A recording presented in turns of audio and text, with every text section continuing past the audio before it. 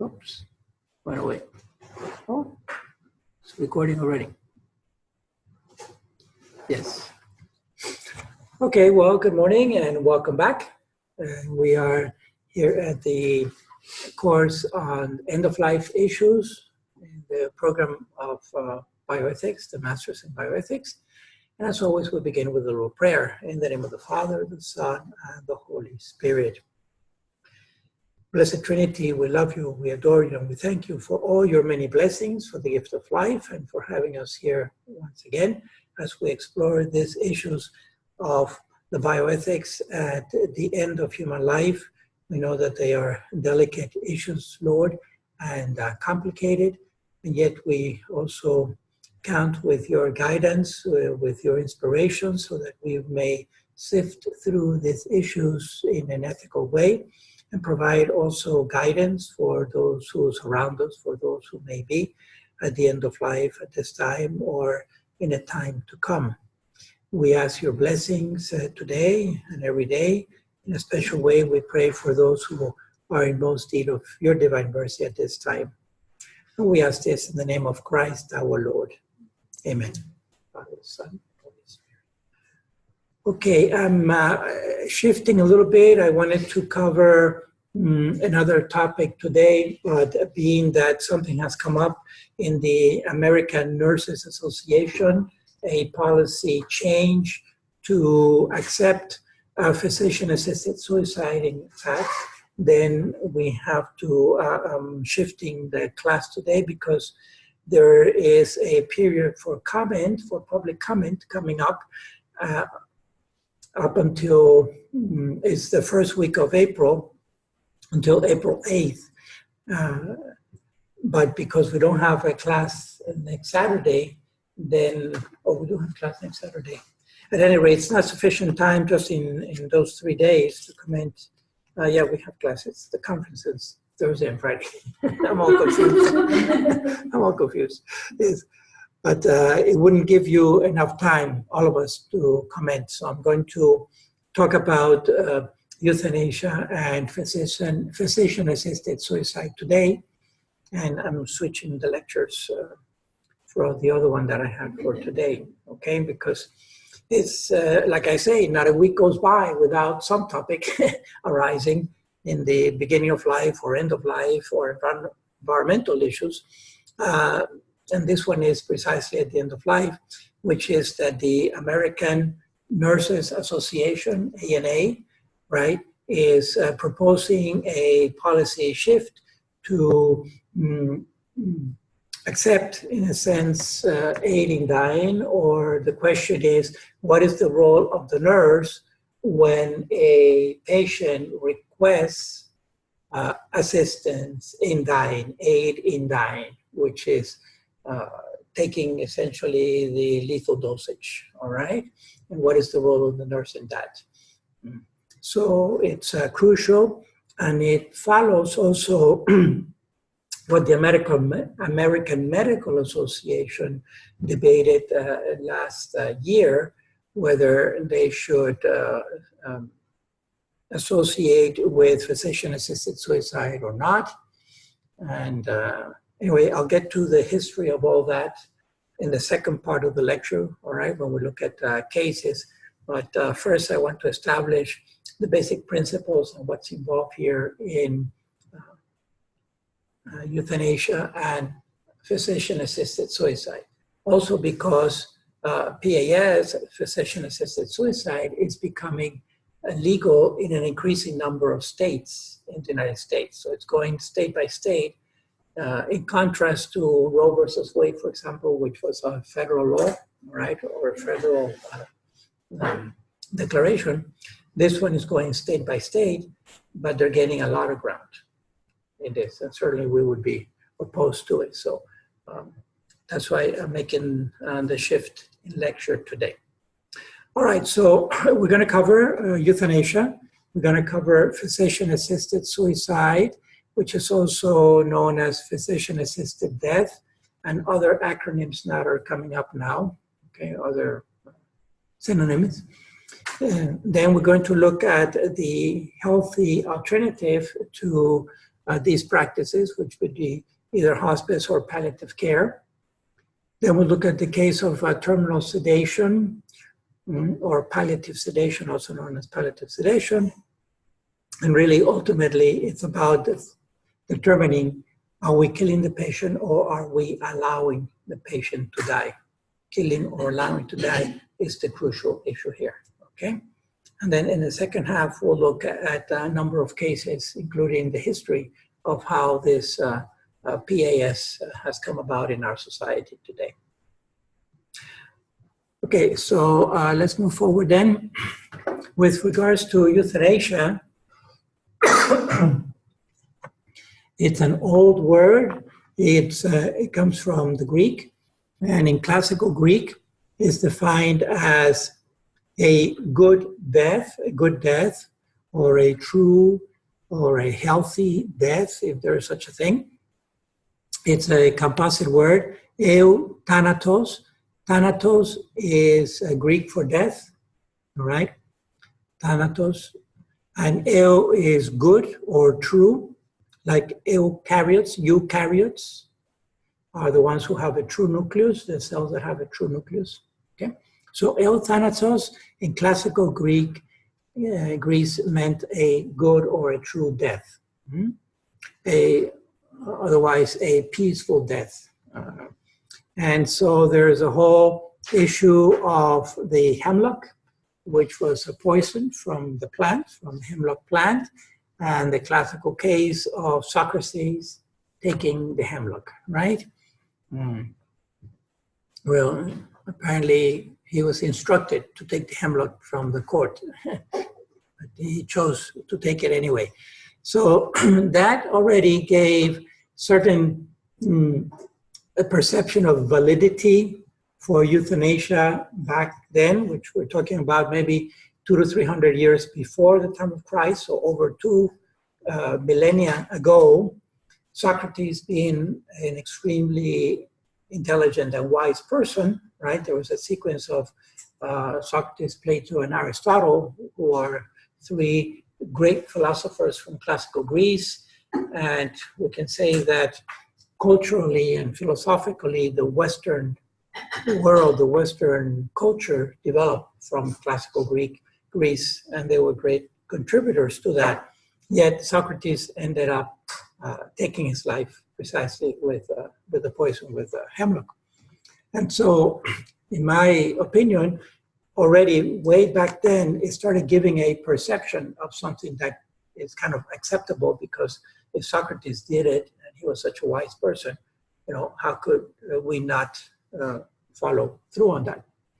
So it's very unfortunate that so far back already, this issue of euthanasia was getting a certain perception of validity. Why? Monica. I don't know the history. Why did he think? Yes, I forget now, but it was some kind of a trial that his only way out seemingly was to either take the hemlock himself or be killed by the court. I don't know what the issue was. I think it was mostly a political issue, that he was opposing the regime, or somehow it came to a trial, and he was given the option: either you take the hemlock or you will be sentenced to death. All right. I should read up on it really, but I forget. Remember, I was a teenager when I was studying this way back in high school. However, historically then, over the centuries, euthanasia has been subdivided into active or passive euthanasia, okay? And it's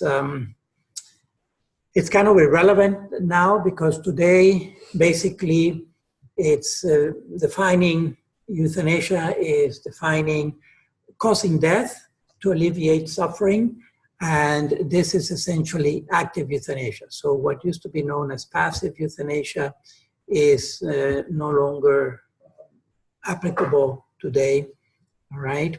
Which would be allowing a person to die. We could possibly accept that, put in those terms, allowing a person to die would be considered euthanasia, just caring for a person at the end of their life. But today, when we talk about euthanasia, we're not really talking about that meaning of passive euthanasia. It is active euthanasia, seeking the death of a person, causing the death either by actions or by intention. Okay, we're going to get into more detail about this, especially from the ERDs in part 5, which is the one of issues at the end of life. But before we go there to the bioethics, I want to look at some medical and general definitions of euthanasia, right? Just from the secular environment. So, for example, Medicine Net, which is a very popular website, all right? They just simply define euthanasia as the practice of intentionally ending a life in order to relieve pain and suffering. So you see, there is the intention to end a life. It's not just allowing to die, but the intention to end a life, all right? You can see that this is active euthanasia. And of course, the motivation is to try to relieve pain and suffering. And here they don't make a distinction between pain or suffering, all right? But to relieve either one or both. So it's a very short, succinct definition, if you will, and includes the intention and the motivation for relieving pain and suffering, which in principle is good, but invariably it comes down to the means, right? The means. How do we relieve the pain and suffering? So from the medical dictionary, which is also online, this is their definition of euthanasia: the deliberate ending of life of a person suffering from an incurable disease. So again, is the desire to relieve pain or suffering, but it is deliberate. In other words, it is intending to end that life. It is intending to kill that person. So you can see that these are all active euthanasia. In today's context, it includes withholding extraordinary means or heroic measures, and thus allowing the patient to die. So you see now we get into this ambiguous language, because extraordinary means, right? Well, it is ethical to withhold or withdraw extraordinary means because they don't obligate morally. We covered that before. But you see how it's ambiguous.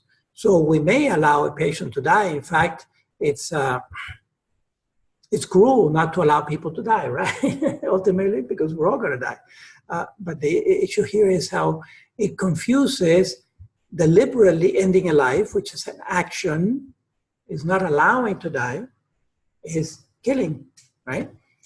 And so the definition is ambiguous. It doesn't make a distinction between allowing to die or actively killing the person, doing something actively that will bring about the death of the person. And then this definition also goes back a little historically, traditionally, making the distinction between active and passive. So active euthanasia, deliberate ending of a life, and an action is taken to cause the death of the person. So causing the death of a person is also killing, right? Whereas the negative or passive euthanasia, withholding life support or procedures and treatments that would prolong the life of one who is incurably or terminally ill, right? So we see that, again, traditionally makes a distinction between active and passive euthanasia, but in today's context, it is understood as active euthanasia, all right? Father, I have a question. Yes, go ahead, Andrea. No, sorry. Is allowed? Again, repeat the question. Is passive euthanasia allowed? It would be if we take this definition, withdrawing life preserving procedures of a dying person, it would be in that context, you see, because it would actually be extraordinary means. We would define it today as extraordinary means of life support. It's a person who is terminally ill, right? And that person may refuse that treatment, okay, because in their estimation, it is an excessive burden. And so they have a right to refuse that treatment. But what if doctor did not tell the family? Like I just had a patient who had a brain tumor for 20 years and it started to increase. Yep. And when they went to the doctor did not tell them. She said that everything was fine. It wasn't until 6 months later when the daughter noticed a grave change in her mother. And when she went back, she said, oh yeah, she's had since 6 months ago, it started to increase. I just didn't think you would want to continue to treat her. Wow. Okay, so the way you describe it, it looks like that doctor may have been withholding medical information that was critical for making a decision when there was a change, a shift in her behavior or her prognosis.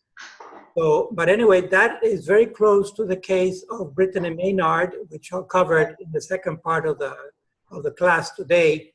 Brittany was that girl, that young lady in California a couple of years ago that decided to take the death toll, right? So I'll get to that case because precisely it was a case of terminal brain cancer. Okay. But basically, the problem, the unfortunate thing here, you're pointing out well, is that because euthanasia, the word euthanasia now has been associated exclusively with active euthanasia. Mm-hmm. In other words, doing something to kill the patient. Then passive euthanasia loses its significant meaning, right? Because just the adjective itself is not sufficient. The passive is not sufficient to qualify euthanasia in its original meaning of good death, you see, or true death. Yeah. That's why it's unfortunate, and that's why we stay away from the word euthanasia altogether, even though, strictly speaking, passive euthanasia would be acceptable in the sense that we're just allowing the person to die. We're allowing the person, and then at that point, because it's a good death, right? It's a true death, then what obviously should kick in is care, is comfort care. Okay.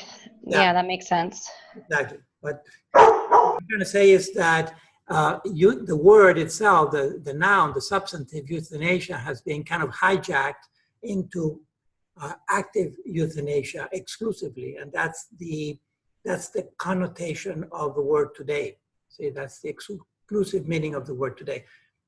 We can see it here. Even this medical definition is ambiguous, right? Because it includes deliberately ending, but then also allowing the patient to die. What I'm trying to say by all this is that there is confusion even in the medical profession in the language that is being used. It's kind of ambiguous, all right? But the trend is with the word of euthanasia itself, the trend is that bottom line, killing the person. And because of that, to this day, euthanasia as such is illegal in the United States, in all 50 states. It's illegal. But physician-assisted suicide is becoming legal in an increasing number of states. So how could that be? Because we have to make a technical distinction between euthanasia and physician-assisted suicide. I'll get to that in a few minutes, okay? Okay, a more general definition from the Webster Dictionary: the act of practice of killing or permitting the death of hopelessly sick or injured individuals. And because this is more generic, these individuals can be also pets, right? Persons or domestic animals, in a relatively painless way for reasons of mercy. Okay, so it gives the intention is always good. The intention is always good, all right? But it's the means that is being discussed here, the means. And so we may indeed euthanize animals when they are hurting. We don't know if they're suffering or not, but we certainly can tell if they're in pain, because they themselves will let us know. They'll screech and scream and yell and make sounds, right? Grunts. So pets today, many times pets are euthanized when they get old. Dogs, when they get old, they break their hip, they start bleeding through the mouth because of internal problems and so forth.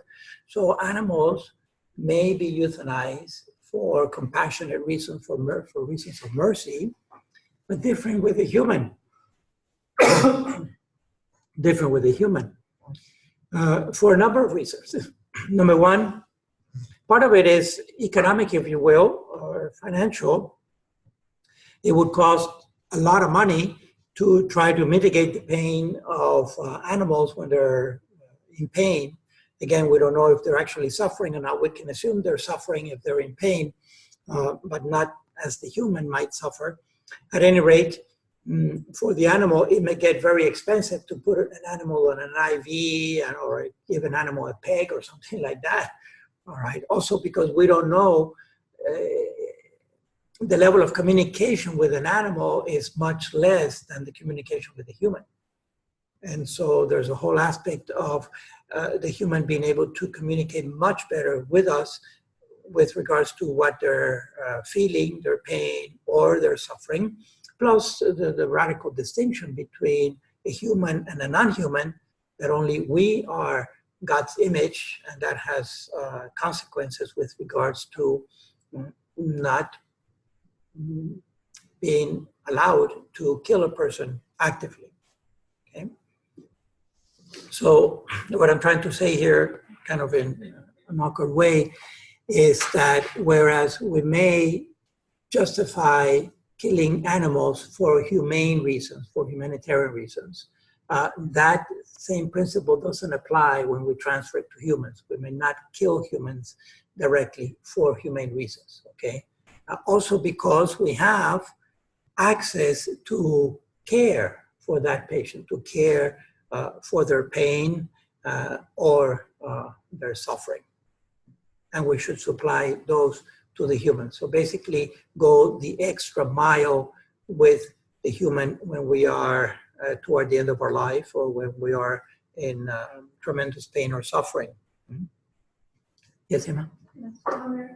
Is it legal for euthanasia to be done on prisoners? No.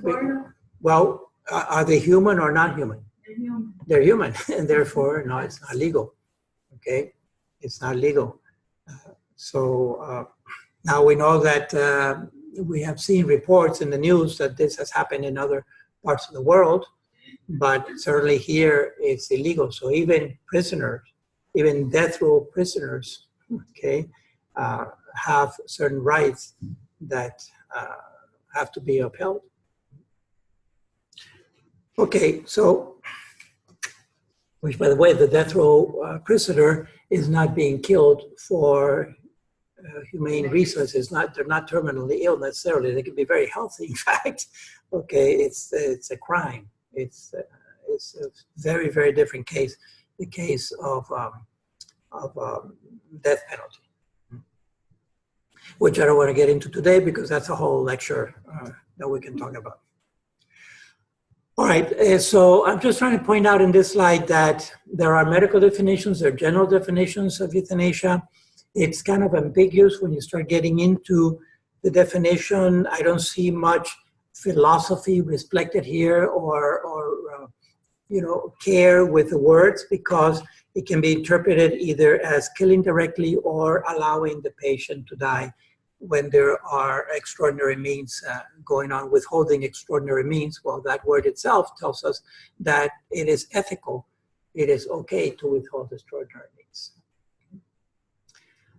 All right, so for this reason, in part, the Catholic Church has sought to clarify the whole issue on euthanasia And we see it in addition. First, there was the Declaration of Euthanasia in 1980 that, I have here. I mentioned it before, and here's a link to that declaration, all right?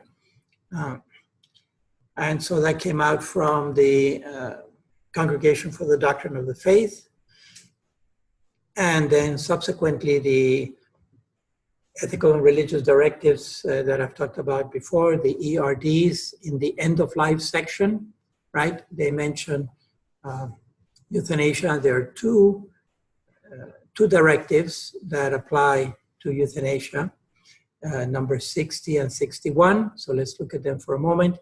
First, the definition itself. Euthanasia is an action or omission that of itself or by intention causes death in order to alleviate suffering. So again, the intention itself is good, is the alleviation of suffering, the motivation. However, the action, which is a positive or negative action, in other words, neglect is also an action, the omission, that in itself brings about the death of the patient or the person, right? So that's why we take exception to euthanasia, because bottom line, it is killing the patient, it is killing the person, again, for the motivation of relieving the pain, but there is that action or omission, negative action, neglect, which is a willful neglect. So Catholic healthcare institutions may never condone or participate in euthanasia or assisted suicide in any way. So it's very clear that this is something to be avoided. It's an intrinsic evil. And we'll look at the distinction between these two in a minute. Dying patients who request euthanasia should receive loving care, psychological and spiritual support, and appropriate remedies for pain and other symptoms so that they can live with dignity until the time of natural death. So it's very clear in this directive that we should never be involved either in euthanasia or physician-assisted suicide, or just assisted suicide. They don't even put physician or medical, which allows for anyone in the hospital setting and the healthcare setting. Okay, number 61, patients should be kept as free of pain as possible so that they may die comfortably and in dignity and in the place where they wish to die. So we see this second directive, again, is kind of qualifying the first one in the sense that we should not neglect the patients in their dying process. If they're in pain or suffering, we need to address that, okay? But we need to address it the proper way. Since a person has the right to prepare for his or her death while fully conscious, he or she should not be deprived of consciousness without a compelling reason. So you can see that the background to this is the proper care for people who are in pain and suffering. Well, it's going to be analgesics and painkillers, and maybe which may have as a side effect to render the person unconscious. And therefore, that person should have the opportunity to be in a good spiritual state before he or she is rendered unconscious. Medicines capable of alleviating or suppressing pain may be given to a dying person, even if this therapy may indirectly shorten the person's life, so long as the intent is not to hasten death. So this is basically the principle of double effect, right?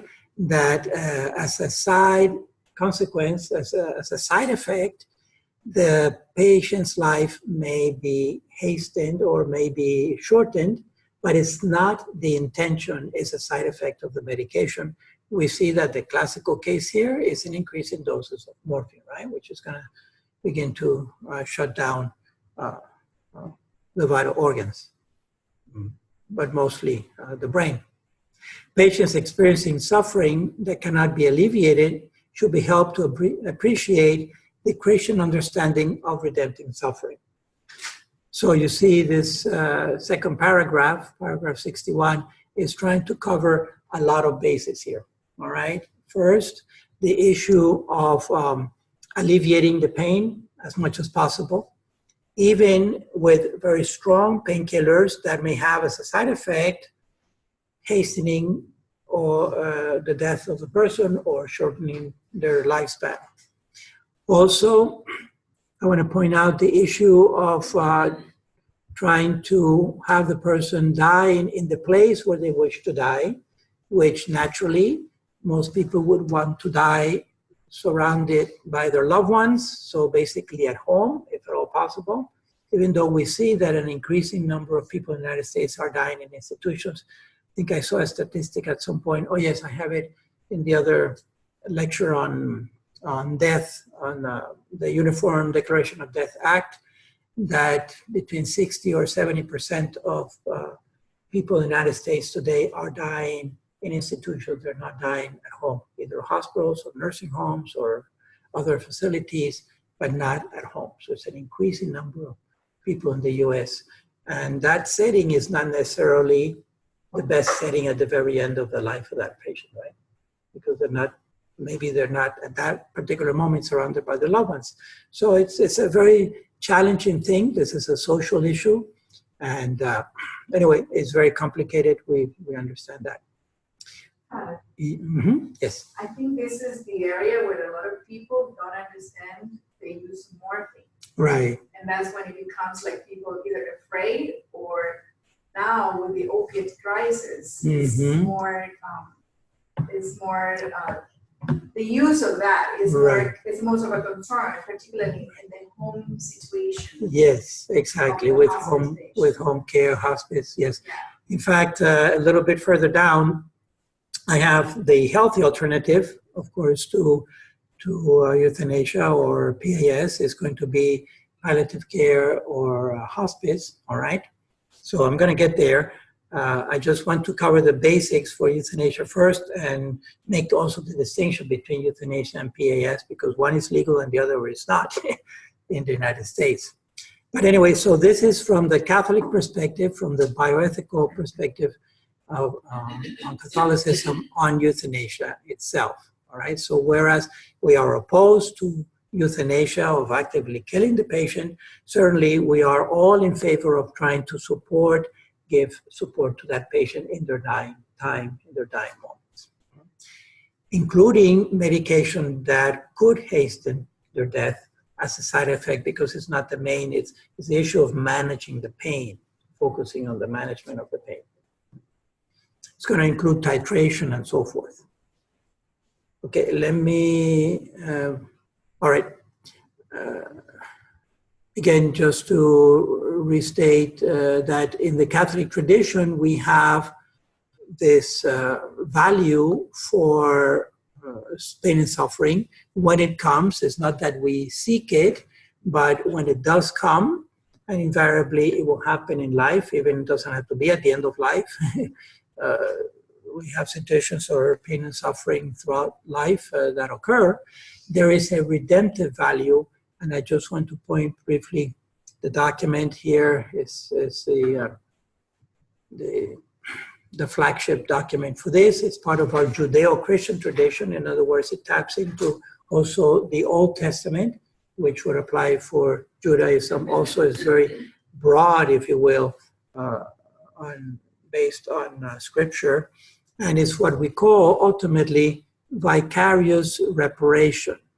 And vicarious reparation is to suffer on behalf of others, all right, for the redemption of the sin of others, or the wrongdoing of others. And this associates us directly with the sufferings of Christ, specifically his passion. I don't think it's by coincidence that we're covering these issues now that we're in the Lenten season, as we're coming up to Holy Week and focusing more and more on the path of passion, death, and resurrection of our Lord.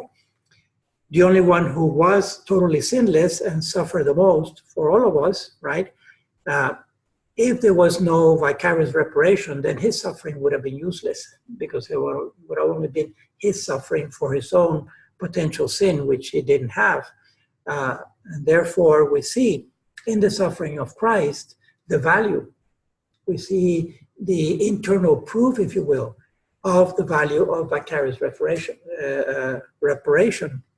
meaning that when we suffer and we offer it up for others, for the pain and suffering and for the wrongdoing of others, it has a real effect. It has a real value effect of healing that wrongdoing in the eyes of God. If it didn't, then the sacrifice of Jesus would have been useless also, because he didn't need reparation for himself. Okay?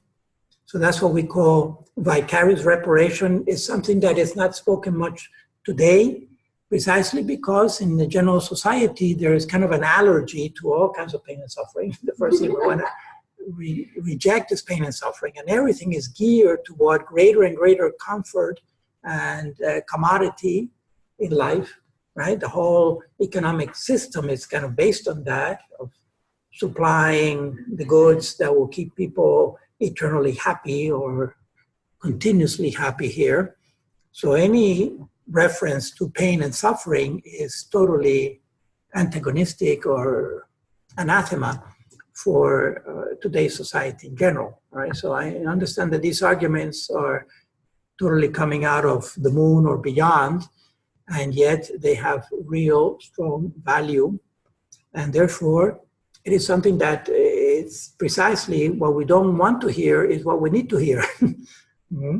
Because there's a lot of value in this to try to make these arguments for society in general, even for young people and so forth, because many times they have it very good, no? We tend to protect our youth and give it the best and the most at all times, and sometimes we kind of bubble them, and then when real suffering is coming life later, they don't know how to deal with it. Again, a little side here, but these are issues that are going on in society. Here, we had, I think it was last week, I saw it on the news, this young lady from Parkland High School, a year after, on the anniversary of that shooting and that tragic event, she was one of the survivors. And so last week, she killed herself. She committed suicide because she couldn't tolerate that she had survived and her peers had not survived. So you see how awkward and how contrived we have become, and some of our youth have become so intolerant to any kind of pain and suffering that she couldn't tolerate that the suffering of her peers dying in that sense, okay? And also, I think it was last week or recently, because there were parallel news, a father of one of the victims of one of these first killings that happened, I think it was in Colorado, because my brother and sister-in-law were living in Boulder at that time. I was teaching at the University of Boulder, this high school. This was years ago, maybe 10 years or more. It's one of the first events that we have about these killings in high school, these murders that went on in high school. And it was a very prestigious college prep high school. So these were kids that were very well-to-do, and it was two of them, I think, that went in, two high school students, and started shooting at their peers. Oh, what's the name of that one? Anyway, it escapes me, but it was a high school in Colorado near the Boulder area. And my brother told me, these kids are very excellent kids academically. They were feeders into University of Colorado at Boulder, which is a very prestigious university and so forth. Anyway, the father of one of those kids committed suicide because he couldn't bear the pain, 10 years later, of what had happened to his son, to his child in the school. So we see that there's a true, real allergy, for lack of a better word, against any kind of pain and suffering. Immediately we have to relieve the slightest pain and suffering that is going on. There's no resilience. Yes, correct. In these That's right. generations. Yes, we find that in general, there's no resilience, right? It upsets them right away. Mm-hmm. So it's a social commentary, which is not necessarily a positive one, because it's the whole thing. I want it now, I want it, and I just want it now. And everything is the immediacy of the thing. And a big contributor to that is obviously our cell phone, which I put it under my pillow at night because I just can't be without it. Yeah. Even that, like giving everybody a trophy, they can't deal with the fact that sometimes you lose a game. Right. So yes, if you exactly. lose a game, that means you want to work harder to win it. Yes, you would think that it's an incentive, right? But it's taking us a total defeat, and we're scarring this person's psyche for life, and we're destroying them, and so we have to give everybody a trophy. Like you said, it doesn't matter anymore if you win or lose. They finally stopped that this year with our soccer team. Really? And then some of the parents were like, we're not getting trophies. And my husband's like, I said, just calm down. Don't even respond to that. Yes, exactly. Because he's right. Exactly. Yes. Actually, first, second, and third got trophy. That's it. Mm-hmm. Right. Yes, exactly. That's exactly right. I know it's a hard commentary, but it's the truth of what we're experiencing today in our society, right? So let us not dismiss vicarious reparation, since there will be suffering coming sooner or later. We might as well make some good out of it, right? And offer it up. Those 3 words, the 3 wise words from our great-grandparents, offer it up. Mm-hmm. Okay, so now let me make this distinction, because I've talked about it, between euthanasia and physician-assisted suicide. Euthanasia is directly killing or wanting to kill the person, right? So it could be an action or an intention. So euthanasia is directly killing or wanting to kill the person. Whereas physician-assisted suicide, right? The patient kills himself or herself. But since the patient is not going to do it in a dramatic way, like hanging or something like that, or shooting, then they request the assistance of the doctor. The doctor essentially prescribes the medication, the death dosage, right? Prescribes the killing medication. And again, just to be clear, remember, between the 3 professions, the doctor prescribes, the pharmacist dispenses, and the nurse administers. Am I right? Did I get it right? Yeah? Okay. So the doctor prescribes, the pharmacist dispenses the medication, and then the nurse administers. So at the end of the day, the other 2 fellows walk away, but the nurse is next to the patient. And that's why this issue with ANA, with ANA coming up is crucial, because it's the role of the nurse when a patient has requested aid, assistance in dying. The doctor has already prescribed, and the pharmacist has already dispensed. So now, should the nurse administer or not? Because that's cooperation, and that's formal cooperation, with the suicide. So again, our society being what it is today, and secularism trying to clean up a value neutral and end up with value neutral language, right? Value neutral language. They get rid of the word suicide and they put death instead. And so the 2 acronyms that you'll see around, PAS, physician-assisted suicide, or PAD, physician-assisted death.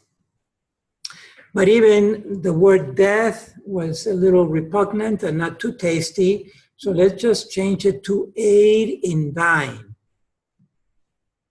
And now the acronym turns positive, because it's an aid. All right, so you see, from PAS, even the acronyms are very symbolic, because PAS, it's passing from death to life, from life to death. But a PAD is just a little pat in the back to push you over the edge. Now aiding dying. And so it could be either a maid or a paid, if it's medical aiding dying or physician aiding dying. But you see these acronyms. The one that is sticking the most, because it's still kind of in flux, but the one that is sticking the most in the literature that I've seen is aid. It's settling down for aid mostly. Aiding dying is the one that is catching. Just like with stem cells, which started as embryonic stem cells, and the acronym ended up with ES, just ES, with embryonic stem cells, or SC, stem cells only, not specifying whether they were embryonic or not. But anyway, you see the acronym that is sticking the most is this one, aiding dying. I'm just helping this person to die. So you see, we go back to ambiguity, because whereas suicide is very specific, all right, there is suicide and there is homicide. From that perspective, physician-assisted suicide is suicide, that's the noun in the phrase. Whereas euthanasia is homicide, it's killing. So thanks be to God, euthanasia is still illegal in the United States, not in other countries. In Holland and Netherlands and other countries in Europe, euthanasia is already legal, meaning that the doctor herself or himself is going to kill the patient, right? And again, the original issue was that this killing was a voluntary killing, but now it's the slippery slope is pushing into involuntary killing also. In other words, when people are in coma and so forth, they cannot respond for themselves. We assume that they don't want to continue living that way. So if they're in PVS, let's put them out of their misery, right? Not here in the United States, because euthanasia is still illegal, all right, in the whole 50 states. Meaning, just like we saw the definition, someone else killing me, that's euthanasia. You know, someone else killing me. In this case, in the context of healthcare, it would be the doctor or the medical professional. Whereas suicide, physician-assisted suicide, PAS, PAD, AID, is the patient killing himself or herself with a lethal dosage. With a lethal dosage. So really, technically, if we go back to the original case of Socrates, Socrates did PAS because he took the hemlock himself. He wasn't strapped down and administered the hemlock, okay? All right, so that distinction is important because it defines legality, where it's legal or not.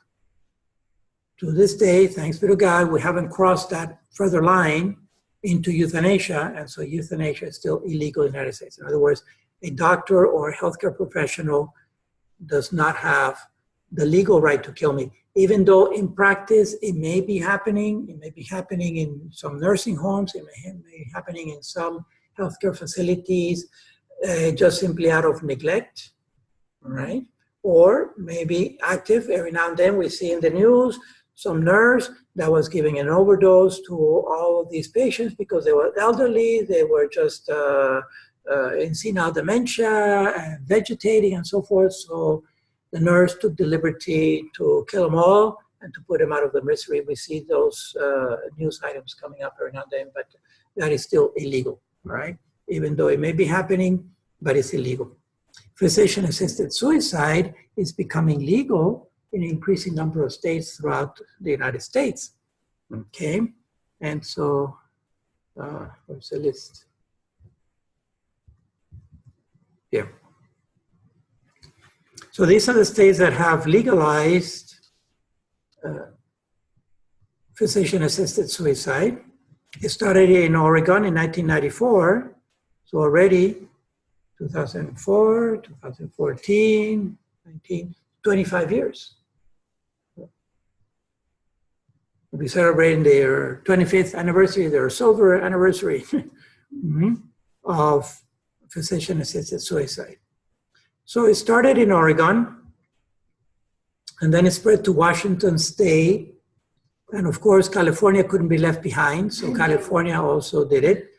And that was with the case of Brittany Maynard, which we'll look at after the break.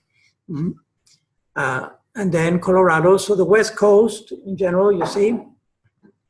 But of course, over in the East, we're not gonna be left behind, right?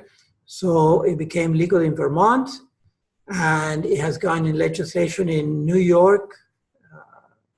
I don't think it's legal yet, but it has come up in legislation of the state of New York several times. Recently, it became legal in DC about 2-3 years ago. Last year in Hawaii.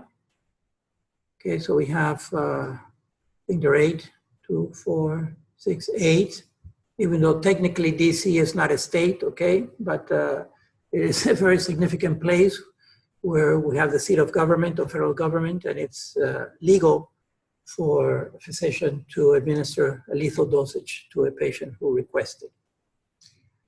So these are 8 that it's already legal. And there are about 24 states right now where it's working its way through the legislation, through the state legislation, including the state of Florida. Thanks be to God, what we have here, tragically, was the case of Terry Schiavo, okay? And because of that case, which I'm not gonna cover today because that's gonna take a whole lecture, we're going to cover it under nutrition and hydration. We'll look at the case of Terry Schiavo. But because of that, and that was so prolonged and so tragic, that's why I wanted to do nutrition and hydration before this lecture. But because of this ANA issue that just came up, I have to reverse my lectures. But anyway, that case of Terry was so dramatic and so horrible and drastic that even involved the state legislation, the state Supreme Court, I'm talking about Florida, it went to the US Supreme Court. They refused the case. The Governor Bush got involved at that time. His brother, George W. got involved in the White House. It went to the Vatican. The Pope got involved. It was amazing, all right?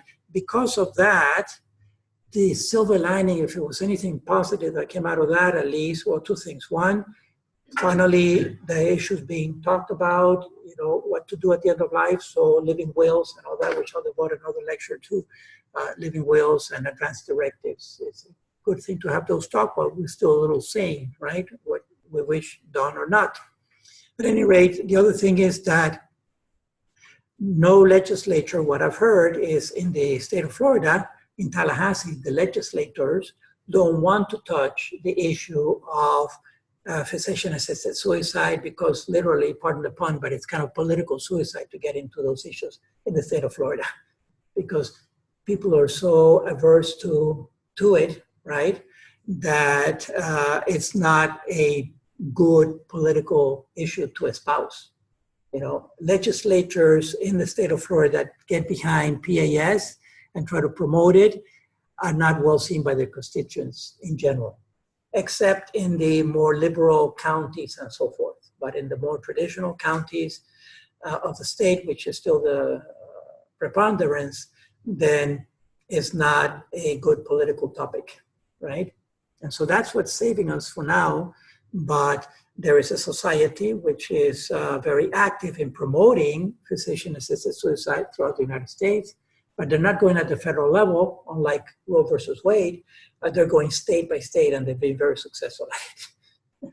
So sooner or later, it will continue to come up. And I'm saying this because these are discussions that we need to have at the social level in society while it has not become legal in our state yet, right? Okay. So let me go back here where I was on the list. Oh, yes. So what I'm trying to say here is the distinction between euthanasia and PAS. We're clear on that.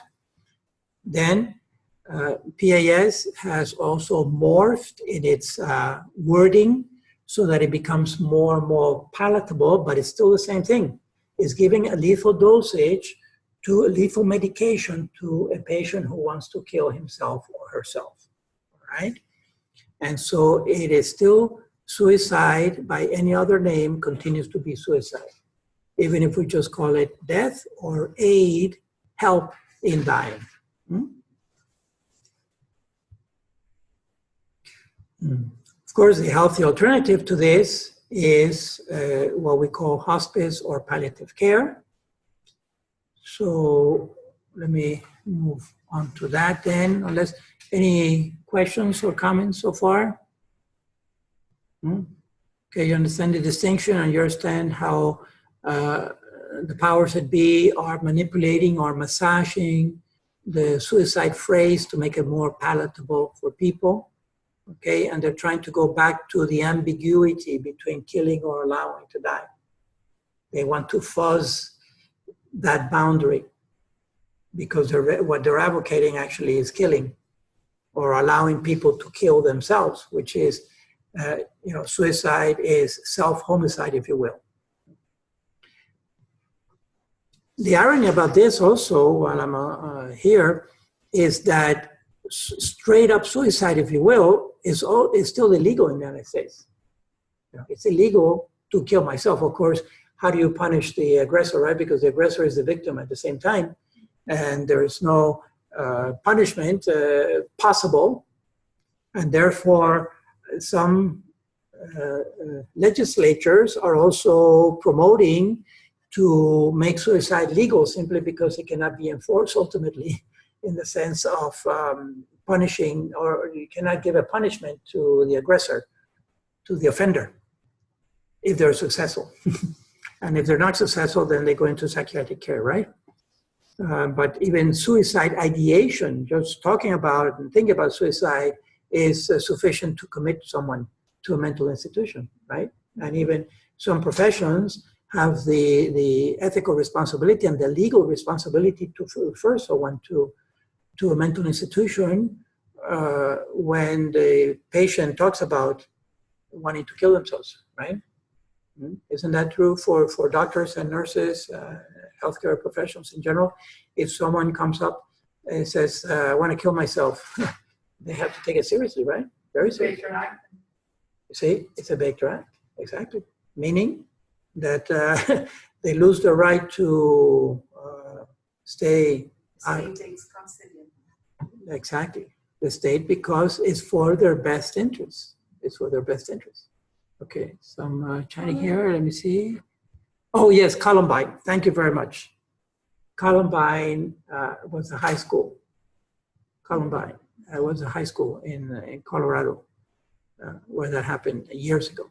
I mean, and then there are these copycat things. We have to be very careful. That's why news has to be very, very careful how they present the thing, because invariably people who are self-centered and looking for attention and so forth, they will copy strange things that other people do, all right? And it became kind of a little trend or fashionable for crazy high school students to go in and start shooting at their peers. So very, very dangerous. Hospice, we all have to assess for suicidal ideation. There you go. Mm-hmm. Exactly, it's coming from the cell, maybe too small. At hospice, we all have to assess for suicidal ideation. Exactly. Anyone talking about it or thinking about it? Thanks, Giselle. Yeah, it has to be taken very seriously. Cannot be diminished or toned down, like we say. Mm-hmm. Yes? Is Descartes available in all 50 states? Or does that vary per state? I don't know. I assume it is, but how does that work? I think so. Yeah. Because when I was in New York, it Yeah. was. Also? Yeah. Yeah. So it may be a federal law. Yeah, It may be federal. Mm-hmm. Yeah, I would think because, yeah. And I know, for example, it can be used for people who are in alcohol or drug addiction, right? But it's not an easy thing either. I mean, one has to have some kind of proof, right, that the person, but I think in the healthcare profession, of course, as a doctor or nurse, how about for nursing? Is nursing also can do big rap? Anybody can call for Yes. that. Oh, yes. See, at home you have someone that is threatening himself, you call the police and tell Oh, them yes. I have this who is attempted or saying that's going to kill himself. Right. And the police come and they assess his position. Directly. So anybody can call. You see? Okay. Good. Good. In the hospital setting, what you do is you call the psychiatrist or the psychologist to assess the patient, and then they feel that the patient is really thinking about suicide, then they get interactive. I see. If they clear them, then there's no need. Okay. So it goes through a further assessment there Yes, from the competent for the mental health for mental health. Yeah. practitioner. Exactly. Yeah. Okay. So let's move here. Oh, yeah. All right, so let's look at the healthy alternative to PAS or PAD or AID, however you want to phrase it. The healthy alternative, of course, is to provide care, right? Care at the end of life. When there's no more cure, care always obligates. Care obligates. So there are these two basic options, either hospice or palliative care, and there's some differences between them. What they have in common is that they're trying to take care of the patient, provide comfort care at the end of their life. So with a terminal illness or disease, typically. Some of the differences in place, typically hospice is at home, whereas palliative care is in the hospital or a healthcare facility. The timing also, hospice typically is within 6 months, but it's 6 months is a loose boundary. The patient doesn't die in 6 months. No one is able to say exactly when the patient is going to die. It could be a few days, a few weeks, or it could be more than 6 months. It's just a standard. It's an approximation. Palliative care, there's no particular time limit.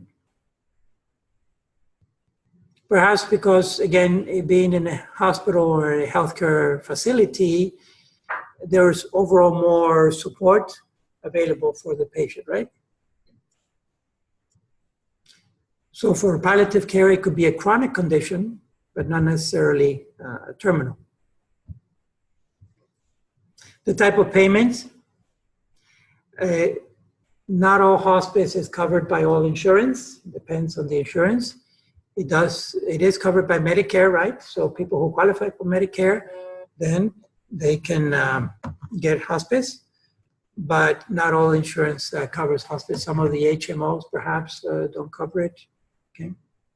Whereas in palliative care, then the billing is done through the hospital itself. The treatment for hospice is basically comfort care. So some medications and basic treatments, for example, a respirator, not a ventilator, but a respirator, meaning an oxygen tank and so forth. Okay. How about IVs? I think that hospice can offer IVs. Yes, they do, but an institution hospice. Oh, not a home hospice, right? So that's still. That's what it was explained to me, but just so. Yes. Okay. So even with even when they qualify for the 24-hour nursing care, no IVs. That's what it was explained to me. Mm-hmm. Okay. Yeah, that's a tricky one because sometimes, again, as a non-doctor, non-medical professional, I'm thinking of some particular diseases the patient may not be able to take the medication orally, so an IV would be better for administering. Sublingual. The morphine can do Yes. drops Okay. and tablets under the tongue. Okay. So when you get to that point. Yes. So there's still routes of administering that don't require the IV as such. There's other means. Yes. Yeah. They put it one. like, through other holes, the poor patients. Anally, they'll put medication. They're really, the only reason not to do an IV is if the family wants to maintain the patient at home, because hospices have facilities and have rooms at hospitals where the patient absolutely would benefit from it. They can be transferred, but that doesn't happen if the patient to die at home. Mm-hmm. There you go. Yes, exactly. And so it's a trade-off, right? What is best for the patient? At some point, I guess, again, we have to go patient by patient and illness specific. What is the patient dying of?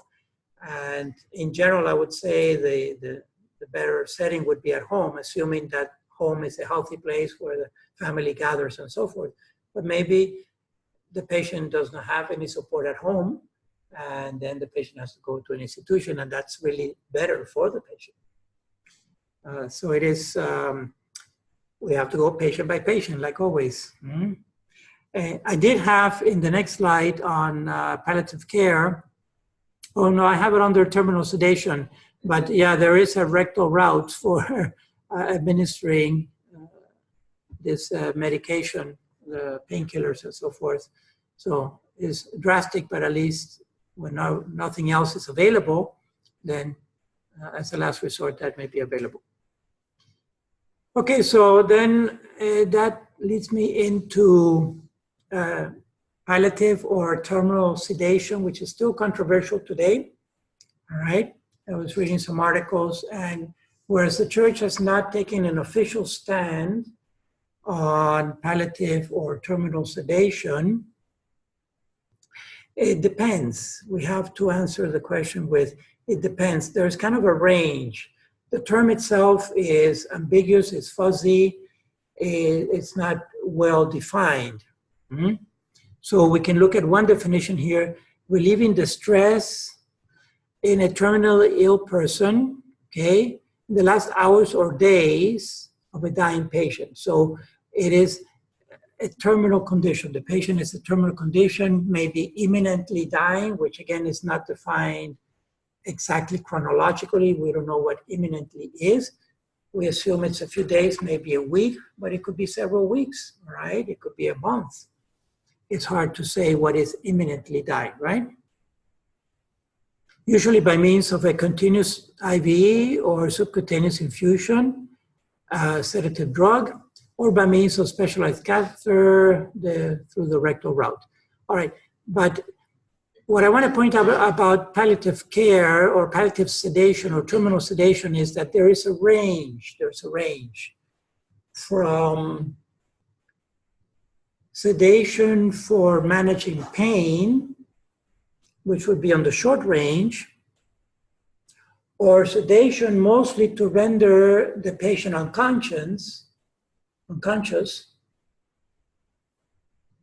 but not so much. At that point, the primary action is to put the person to sleep literally, not to kill them, but to put them to sleep, to shut them down, to shut down their consciousness so that they don't feel supposedly the pain and suffering, which is another thing. People who are unconscious, we don't really know if they're suffering or not, if they're feeling the pain or not, right? Because they're unconscious. And sometimes there is some telltale of it by the grimacing of the face, maybe, by trying to look at the face and see if the face is relaxed or grimaced, but it's hard to tell. It's very hard to tell. And it's anybody's call, right? So we really don't know in an unconscious state if the person is suffering or not. However, the assumption is that at least they will not be in pain, that they will not feel the pain. And therefore, this is something that is being proposed. It came out from the, I think it came out of the anesthesiologists to try to contribute to pain management. Well, why don't we just sedate the person? But you see, it depends on the focus. If the focus is to manage the pain, or the focus is just to put the person, to render the person unconscious. And so what I've read anyway is that there is a range on palliative or terminal sedation. And the range could be, on the one hand, to address directly the pain, in other words, trying to diminish the feeling of pain for that patient. that could possibly be acceptable because it's managing the pain. Okay, so that would be acceptable ethically, bioethically. What would not be acceptable is when a patient has to be sedated because let's say they have a terminal illness, but then what's going to happen is in that sedation, some questions have to be asked before the anesthesiologist, sedate the patient. When you are sedated, since you cannot swallow anymore, do you want a peg or not? You see, and then, or are you going to be an event or not? Well, typically the patient will reject all that.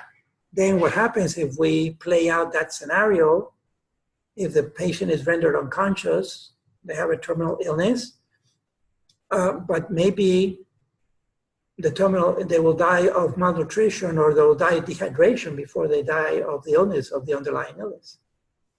So now they're dying of dehydration. And so it may not be acceptable because in principle, nutrition and hydration are ordinary means of life support. Yet, to sedate a patient and then to go ahead and hook him up to a peg may be counterproductive because then that's going to keep that patient, it's equivalent to like in a induced coma or a vegetative state. And the remedy may end up being worse than just leaving the patient conscious, trying to manage the pain as tightly as possible, and allowing the underlying illness to become terminal and to eventually, it will be the illness that will kill the patient, but not the medical action. Okay, so all this to say, in short, that palliative sedation or terminal sedation is still up for grabs, bioethically speaking.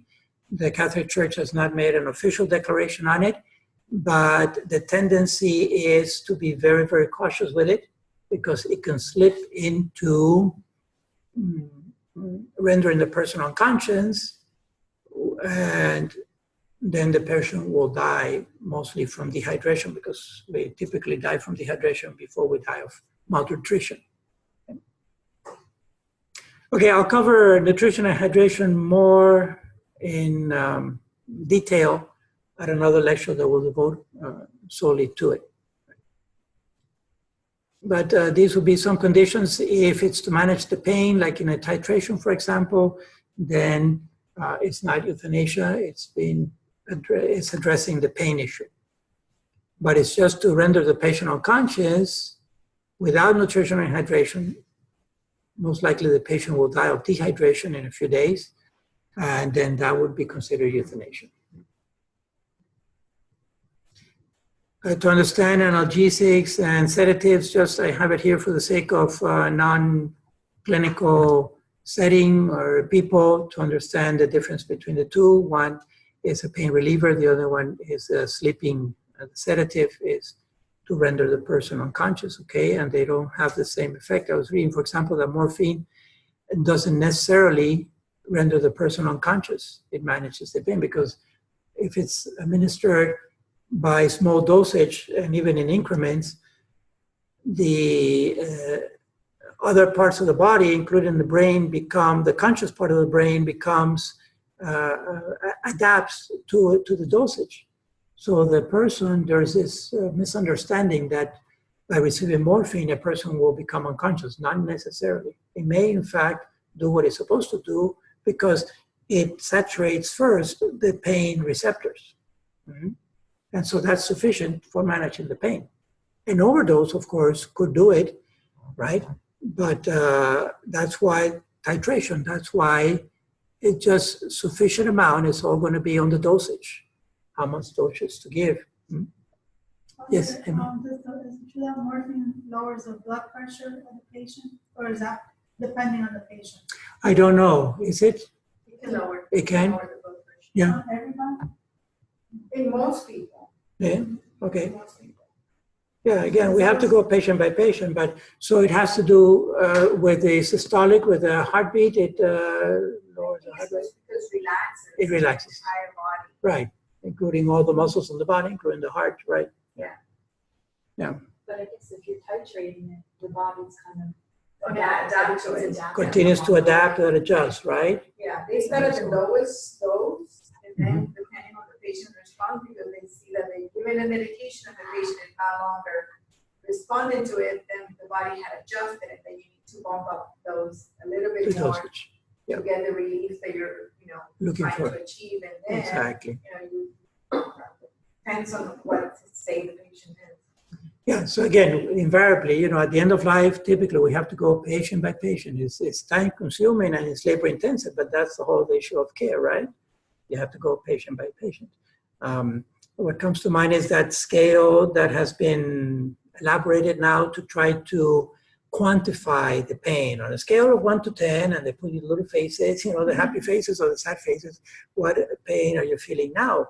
But that same identical scale, you ask to different patients with the same disease, and you will get different responses.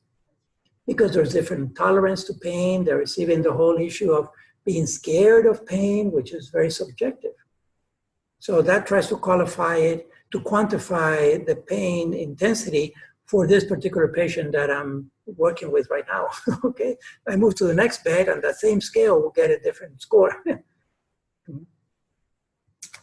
All right, so it's all this to say, I guess, is that we want to practice a personalized medicine, right? A personalized medicine, which is ideal, but again, labor intensive and so forth. So, okay, then, all right. Just to conclude for this first half, before getting into actual cases, we look at this whole issue of the critical bioethical distinction between killing or allowing to die. That's where we can make a big contribution, first of all, to ourselves, and be very clear as possible on this whole issue of killing or allowing to die. We may never kill anyone. That's an imperative. That's a bioethical imperative. But we may indeed allow people to die, all right? Because sooner or later, we're all going to die. So it's really, at the end of the day, it's a distinction between night and day. And yet so many people are confused about this decision. It takes a little bit of reflection and thinking about it. No one wants to kill their relative. No one wants to pull the plug of the vent or the peg and so forth. What we have to understand is that we're not necessarily killing that patient. It depends. It depends on the state of the patient, if the death process has begun already or not, if the patient is dying or not. So those factors are going to come into play, all right? Okay, so now this is a good moment for breaking here, taking the break. Any questions or comments so far? I just wanted to mention when I first started nursing, I worked on an oncology floor back in the 80s, and there wasn't much palliative care. We kind of learned it on the cuff, I guess. On the way, yeah. But we had this patient come in, and she had basically tried everything, and we were familiar with the oncologist. We were in the Navy, so it was one of the doc's patients came in, and she was in so much pain, just screaming with breast cancer. Wow. And he's like, we're getting her on an IV morphine and just titrated until she's comfortable. Well, she got comfortable at 200 milligrams an hour. Wow. And she was breathing and talking, and she wasn't totally lucid, right? Completely alert, but she was like, she finally had comfort. And I remember the nursing supervisor came up and was like freaking out. Right. She's like, you have to put them on a Bureautrol, and I'm like, I'll be in there every 15 minutes filling up the Bureautrol. Like, but this woman was very high dosage. And if you gave that to someone else, they would have probably killed them. Right? Exactly. So like you said, it's just very individualized. It is individualized. And when someone is in pain and you're doing the proper steps and taking that, like you said, the imperative. Right. You're looking to control that pain. Yeah, exactly. Totally focus on the pain management. You can't be afraid to either help them. Because some people really need that. A larger dosage, yes, exactly. It depends on each patient. It even depends, I assume, I'm not sure, but I would think even the bulk size of the patient, a larger patient, a smaller patient, just simply by absorption of the tissue. So many factors, and that's where the competency comes in, the medical competency precisely of managing the pain is crucial. And that's why it's a team effort, right? Also, there's the medical doctor, but there's also the pastoral care team that is trying to deal with the spiritual end of all this, of the suffering aspect. And I think, Father, that when you are at the end of life, the healthcare professional, because it was hard for me, emotionally to detach. Yes. With your own dad, yes. From my own dad, and it's like to know, okay, he's dying. He's dying, exactly. And I think that from the outsiders, the professional, they know that patient is dying. Exactly, yes. In that sense, that third person, the more objective observer, is easier to make that decision. And that's why it's crucial, really, the doctor normally, when dealing with patient and family, right? Sometimes it's more difficult to deal with the family or the friends than to deal with the patient himself. Yeah, these are very complex factors, many things come into play. But certainly the medical professional has a lot on their shoulder to deal with because they're human beings too, okay? And from one aspect, you can say that every patient of every doctor is going to die sooner or later. So every doctor is going to lose their patient sooner or later, if we take it all to the extreme. And yet the doctor is there precisely to promote health and not death. So I'm just thinking out loud that it's a very humbling thing for a doctor to accept that she or he is going to lose every one of their patients sooner or later, no matter what they do. But in the meantime, right, it's while we're still here to give comfort and healing whenever possible. What I have seen is a lot of it also in the oncologists. When I was working more in the hospital setting, we have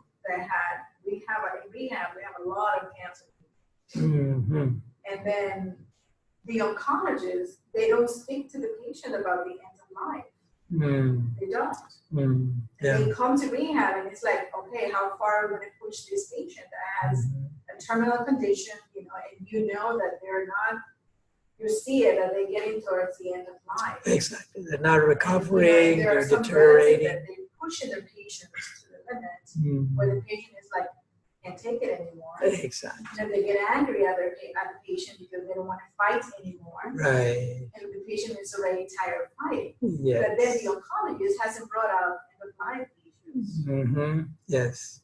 So I don't know it's very what challenging. it is with the oncologist, but I don't see that happen. Sometimes they do, but I think maybe is it a training issue? When they're I don't think they like to deal with that. I think they do it for somebody else. They should be. Yeah. I think some doctors get a God complex and they can't let go because if not, they feel like, they couldn't save that patient. It's in their hands only. Yeah, it would be seen by them as a failure instead of a success. Huh? Right. Couldn't heal my patient of cancer. Yeah. You bring up a good point. Also, I'm thinking that not every doctor has the same value system that we have. Sure that a number of doctors, there may be very good doctors in their own profession. Maybe they're more scientists. And they are strictly on the empirical side and they don't believe in an afterlife. They don't think there's anything else after this. They don't believe in God. Or they may even be angry at God that he's ultimately taken all his patients, right? But they don't always have the same value system that we have. And they look at life in a different way, perhaps in a more horizontal or materialistic way. Then there may be a pride thing kicking in also. I want to be the oncologist that finally saves this cancer, so I'm going to use my patient as a guinea pig, even though I'm not going to say it. Maybe even subconsciously is acting in that way. And trying to see if this particular treatment will save the patient, and then I can publish and become even greater. So all those things are at play, not only on the patient side, but also on the doctor side. And it's a complicated situation, right? Is there much palliative training in medical school? I don't know. No, not that much either. Huh? I mean, it didn't exist when I was in training. Right. Yeah. Palliative care. It's coming up But now. when I was in training, the doctor, at least in New York, we had more power. So I was saying, this is futile for the patient Right. to keep them alive or resuscitate them. Right. And I don't see that happening here when I came to a private practice setting. Right. That's another thing too. The shift in medical practice, whereas before the doctor had more autonomy, right, and more authority.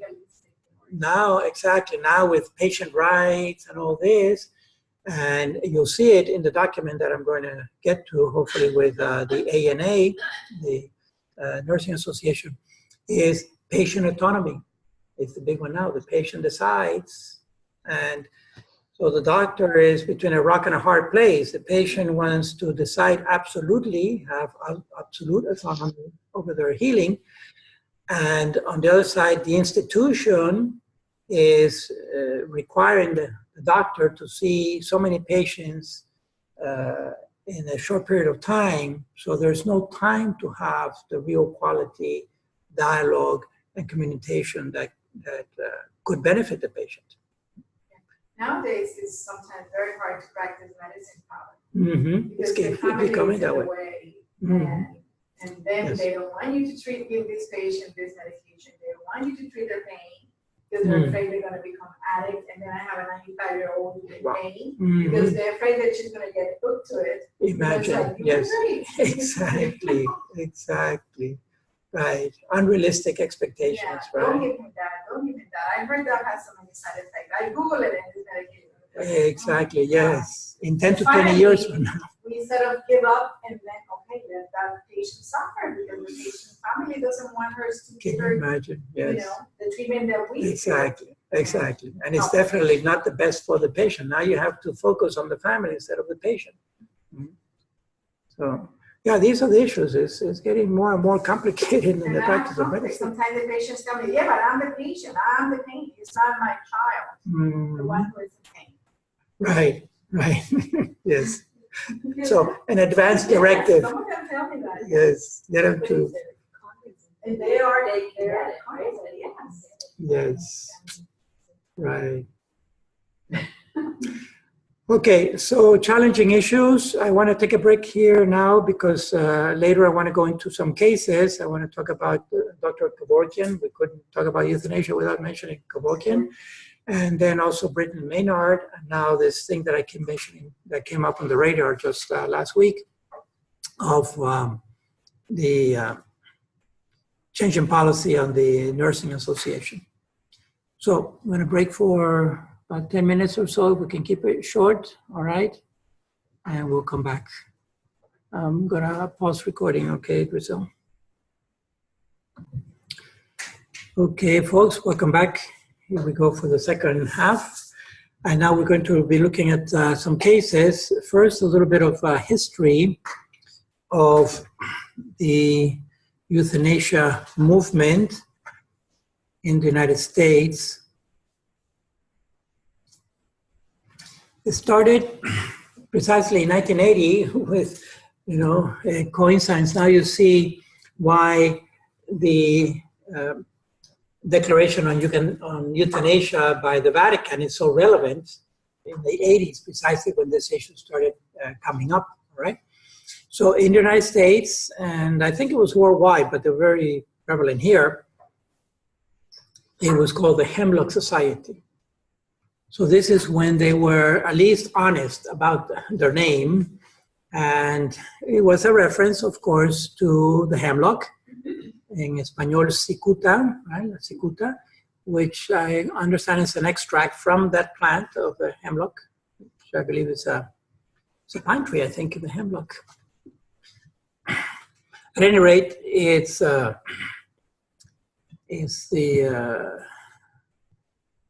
killer, the poison. So it was an organization that was advocating for the right to die, but the right to kill oneself, really. Because framed in this way, a right to die, well, that's a natural right. We all have a right to die in the sense that we're all going to die. But it's not a positive right. It's not a civil right that the state confers on us. Okay, so already from the start, there was ambiguity in the wording. Again, assisted suicide is more honest because at least it expresses what their intention is for people to commit suicide. And that was their motto: good life, good death, goodbye. And so you can see that they're trying to appeal to the original meaning of the word euthanasia, like a good death or a true death or a happy death, which is not what is intended today by euthanasia. Started in California.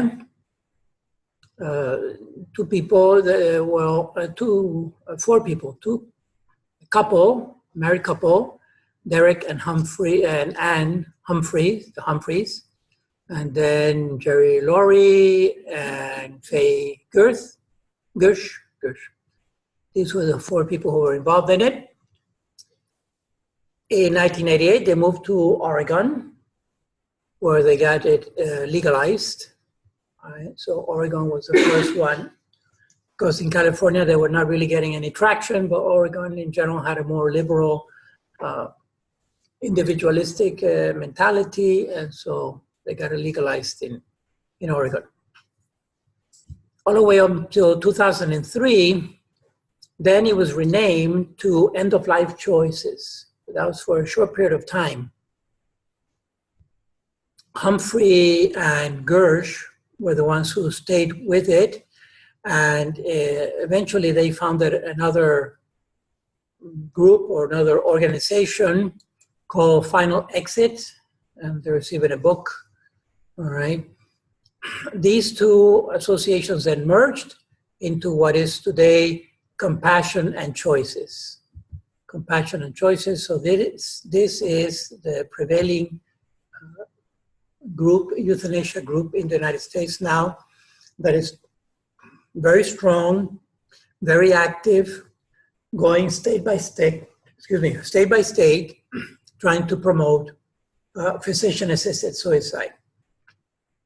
They realized that they were not going to get much traction with the actual euthanasia because that involves another person killing oneself, but at least with self-killing, with suicide, they could get much more traction precisely because of the patient autonomy and the patient rights and the patient deciding what to do with his or her life and so forth. Okay?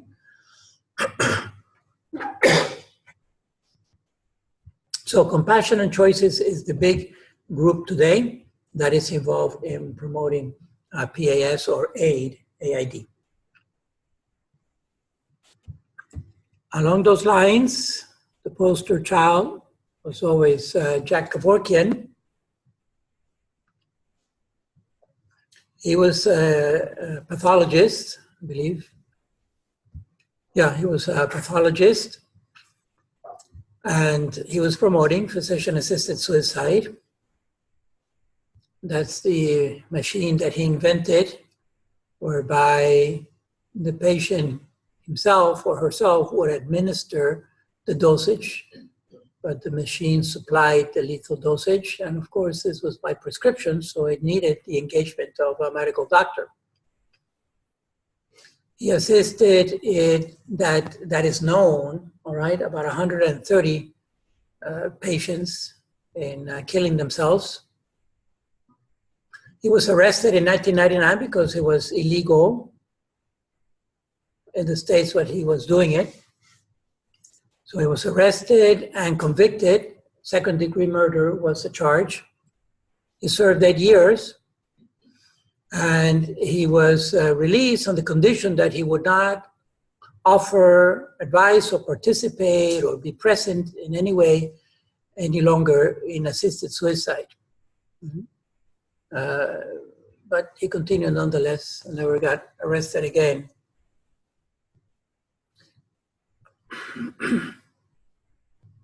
So he invented the machine whereby the patient can self-administer, because he couldn't prescribe the lethal dosage, right? No one would. The pharmacist would not dispense, bless you. The pharmacist would not dispense because it was illegal. So he was trying to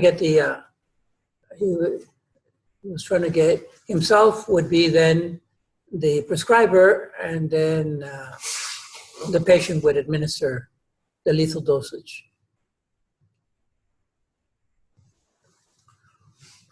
What was happening then, as typically these things happen, it started degenerating into the slippery slope. So some were not terminal illness. Then some were just mental. They had depression, okay, and they just wanted to kill themselves. And so it started going into other areas that were flagrantly killing people or allowing people to kill themselves for no really serious or valid reason, for which there was treatment, like depression. And so it totally got out of hand. And yet he started this movement, and that got a lot of traction, as you can see, with compassionate choices. And so now there's a whole social movement of the right to die, interpreted as the right to kill myself, right? The right to kill myself. Sadly, or ironically, in 2011, he got liver cancer and eventually died from that. Or actually, it was a thrombosis that killed him. But he lived to be 83 years old. So you insist he's on death. Exactly. Exactly. Yes, that's exactly. That's the irony of it all. You know, that he ended up. He could have been one of his patients. Right. Father, do you know out of curiosity how much he charged? No, I think at some point he did it for free. Really? Yeah. Yes, he did it for free, and he started getting money and contributions and foundations to sponsor him and to back him up. You know, he also had saved up some of his own money, I guess, but he was just intent. He was determined on moving this cause forward, that people had a right to choose when they wanted to kill themselves, and that the physician had to assist in that. That was the role of the physician. So it's really, it's patient autonomy interpreted in an absolute way, and the physician is just a servant of the patient. Mm-hmm. And I mean, it brought to mind what many of the soldiers used as an excuse at the Nuremberg trials after the Second World War with regards to the Nazi concentration camps. We were only following orders, was their defense. We were following orders. Okay. All right. Now, Jack Kevorkian at this point is historical and so forth, but he was the one who made the movement move forward quite a bit and gave a lot of ground to compassionate choices. But now this recent case of Brittany Maynard, this was very tragic, because Brittany, as you can see there, was a young lady, married, and didn't have any children, but she did have the puppy, all right? Exactly. She was 29 years old when she was diagnosed with brain cancer.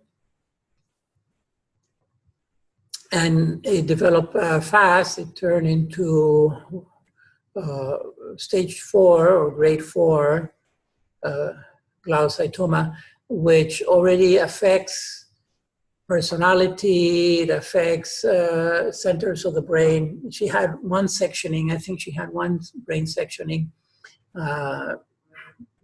resectioning. But then as the cancer progressed, she had more pain, she would have seizures, she started changing her personality, she became very large, retaining water, retaining fluids. She used to, when you look at her videos, at her photographs, she used to love walking in the forest with her husband and her puppy and so forth. So she was a very outgoing person. And it's tragic, it's sad. She was young, she was in her 20s.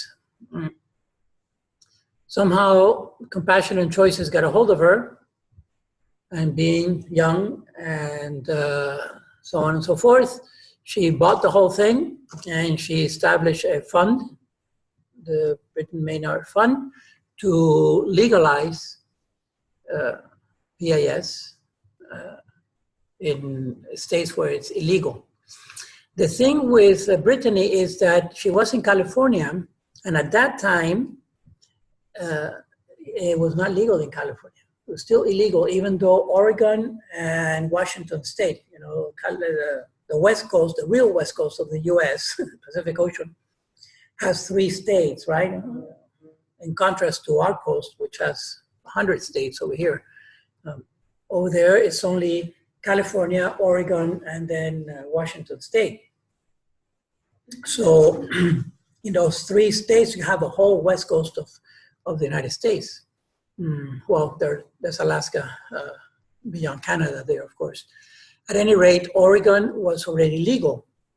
And because it was illegal in California, she moved to Oregon so that she could get the legal dosage, all right? But in California, in Oregon, you have to be a resident to get the legal dosage. And so she had to wait 6 months to become a resident. And that protected the whole thing, and it just gave more notoriety, national notoriety. So for those 6 months, she was being interviewed periodically by the press and asked, how do you feel? Well, I feel worse and worse, and I cannot get the dosage yet. So she got a lot of press on the compassion side of things, right? Notice that these people, the Hemlock Society, Morph, has now chosen a name that has 2 key words in it, compassion and choice. They're very American words, right? They're very American, just like the pro-abortion movement. They don't call themselves pro-abortion, they call themselves pro-choice. It happens to be only the choice of the mother, the choice of the unborn doesn't count, right? But that's how they manipulate the words, that's how they use the words for their ideology. But that's was her husband and her family in agreement with this? Yes, they were. In fact, I forget if the husband's name was Michael. I think it was Michael. Daniel Diaz. Sorry? Oh, Daniel, yes, sorry. No, Michael was the husband of Terry Schiavo.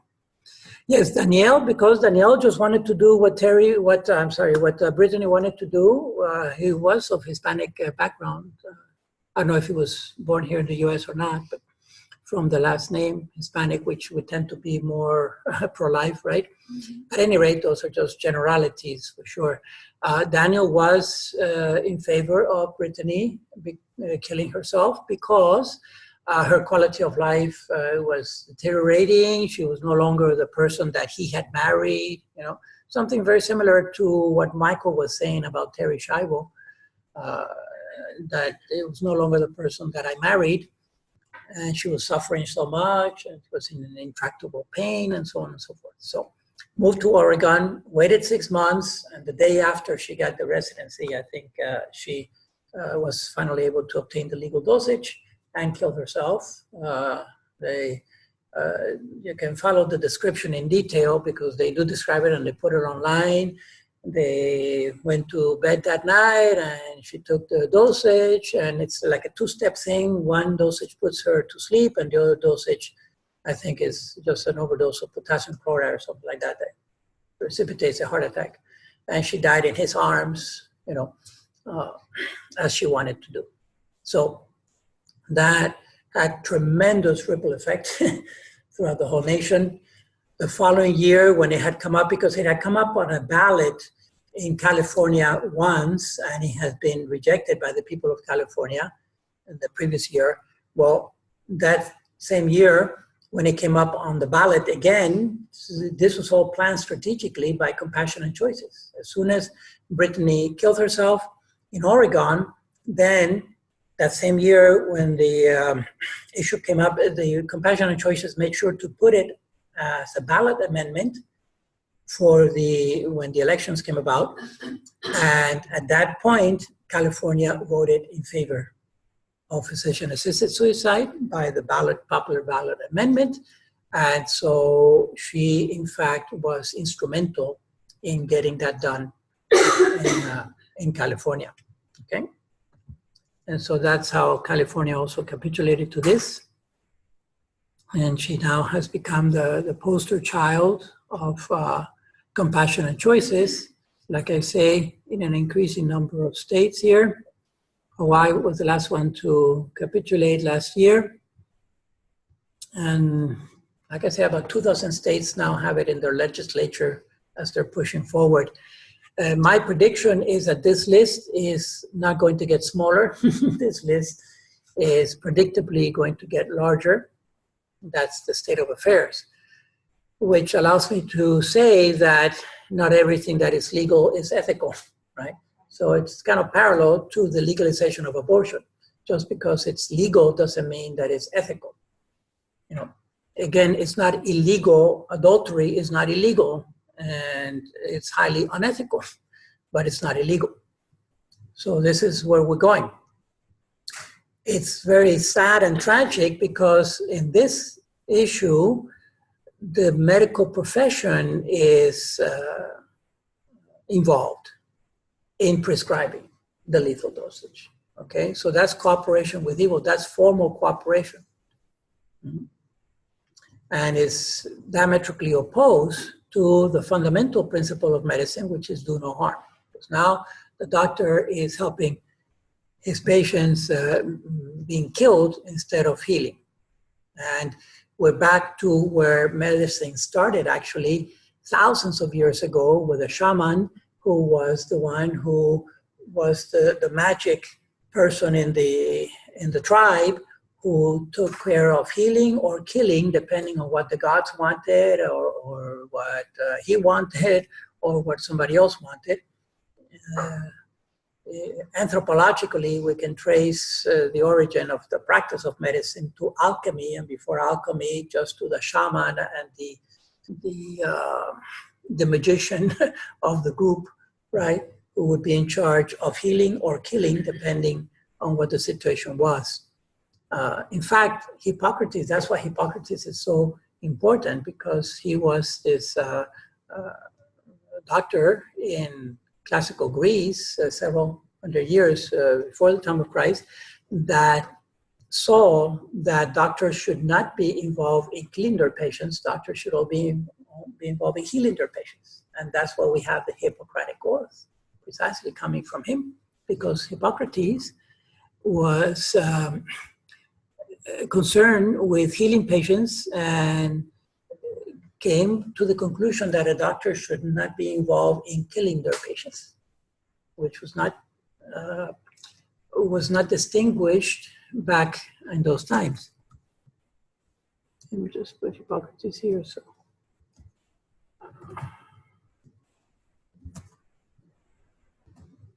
I'm probably spelling it wrong.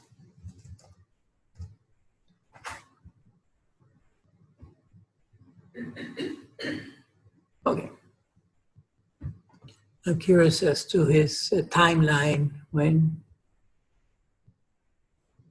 Okay, 460 before Christ. 237, he lived a long life. Right, so this is even before Socrates and Plato and Aristotle. Mm-hmm. But he's the one who came up with the idea that doctors should only be involved in healing and not killing. Right. Okay, now, yes. Brittany Maynard case is going. There was another woman, and I don't remember her name, but she was going through the same thing. Yes. And there was some stuff on the internet, but it wasn't as big as this. And exactly. She was trying to encourage her. You know, she had the same to continue, diagnosis, but she chose not to do this. And to, pro-life, yes, exactly. Yes, I remember. I forget her name, and we should give more publicity. I should have another slide on her, actually.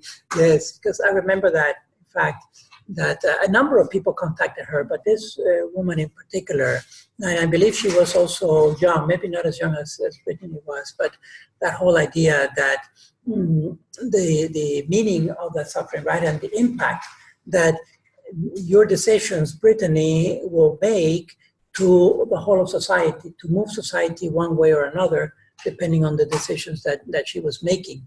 Yes, so I do remember that case. Would you do me a favor, try to dig up a little bit and see if you can come up with a name? All right, because this would be the positive counterpart. In other words, living out her suffering, trying to manage the pain as much as possible, even to the point of possibly palliative sedation, focusing on the pain management. Put her on a morphine titration. There's no more cure. You're not going to section out any more of the brain, because at that point you're practically killing the person with a resectioning. So let her die in peace, but not cross that threshold of letting herself kill herself. All right, that's the critical distinction here. So yes, there were a number of people who came up in the pro-life movement generally to try to convince her not to do it, and other people who are suffering in that way. I remember there was a case also in Puerto Rico that came up later. He was a young man, had something similar, but he was unfortunately on the physician-assisted suicide side. He did want to kill himself, and he ended up getting it legal for Puerto Rico also, because it was not legal. Yeah. Okay, I have a quote that I had run into way back. Life is not a problem to be solved, but a mystery to be lived. Okay. And it's attributed variably either to Nietzsche, very kind of ironic, or to Kierkegaard, who was also a philosopher. But you see, this to me crystallizes, this little phrase crystallizes the difference between utilitarian bioethics or principle bioethics. Okay?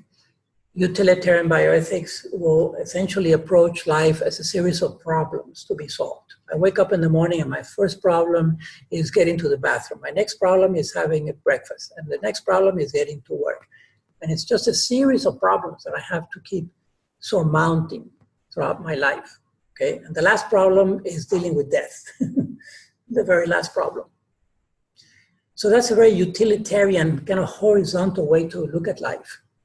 And it's sad, it's defeatist, it's fatalistic, and it's a negative way of looking at life. It's a series of problems. Okay? Whereas joy and wonder and surprise and something good and generosity and goodwill to be played in this picture, there's no room for it. So rather, being that I never asked to be alive, and I don't want to consider my life a curse as Sartre did, well, suicide was the only option, because I'm in this, I'm condemned to live in this body that is the pits, right? Coming out of the Second World War. So a mystery to be lived, to look at life as a mystery every day of our lives, and how we best live that mystery to the best of our abilities in a life of generosity, really, and not so focused on myself and self-absorbed, but focused on others, which is my real satisfaction, and my real happiness is going to be in the happiness of others. And so, again, this little phrase to me crystallizes the distinction between a utilitarian bioethics, which just focuses on solving problems by whatever means that are available, as long as it's legal, go with it, or to approach life with certain principles and values, the basic one being human life itself, that human life is a fundamental value to be treasured and to be upheld all the time. So with that said, now we're going to go into an issue. Questions, comments, anything? No? Okay. Here's the latest problem on the horizon. It's not a mystery in the sense that it was pretty predictable. The background to this is that about a year ago, so historically, American Medical Association, the AMA. American Medical Association is the most prestigious medical association in the United States and possibly the most prestigious medical association in the world, right? The AMA traditionally has had a stand against physician-assisted suicide. At least they were honest enough to call it physician-assisted suicide. Yeah, stuck with the original phrasing of the concept.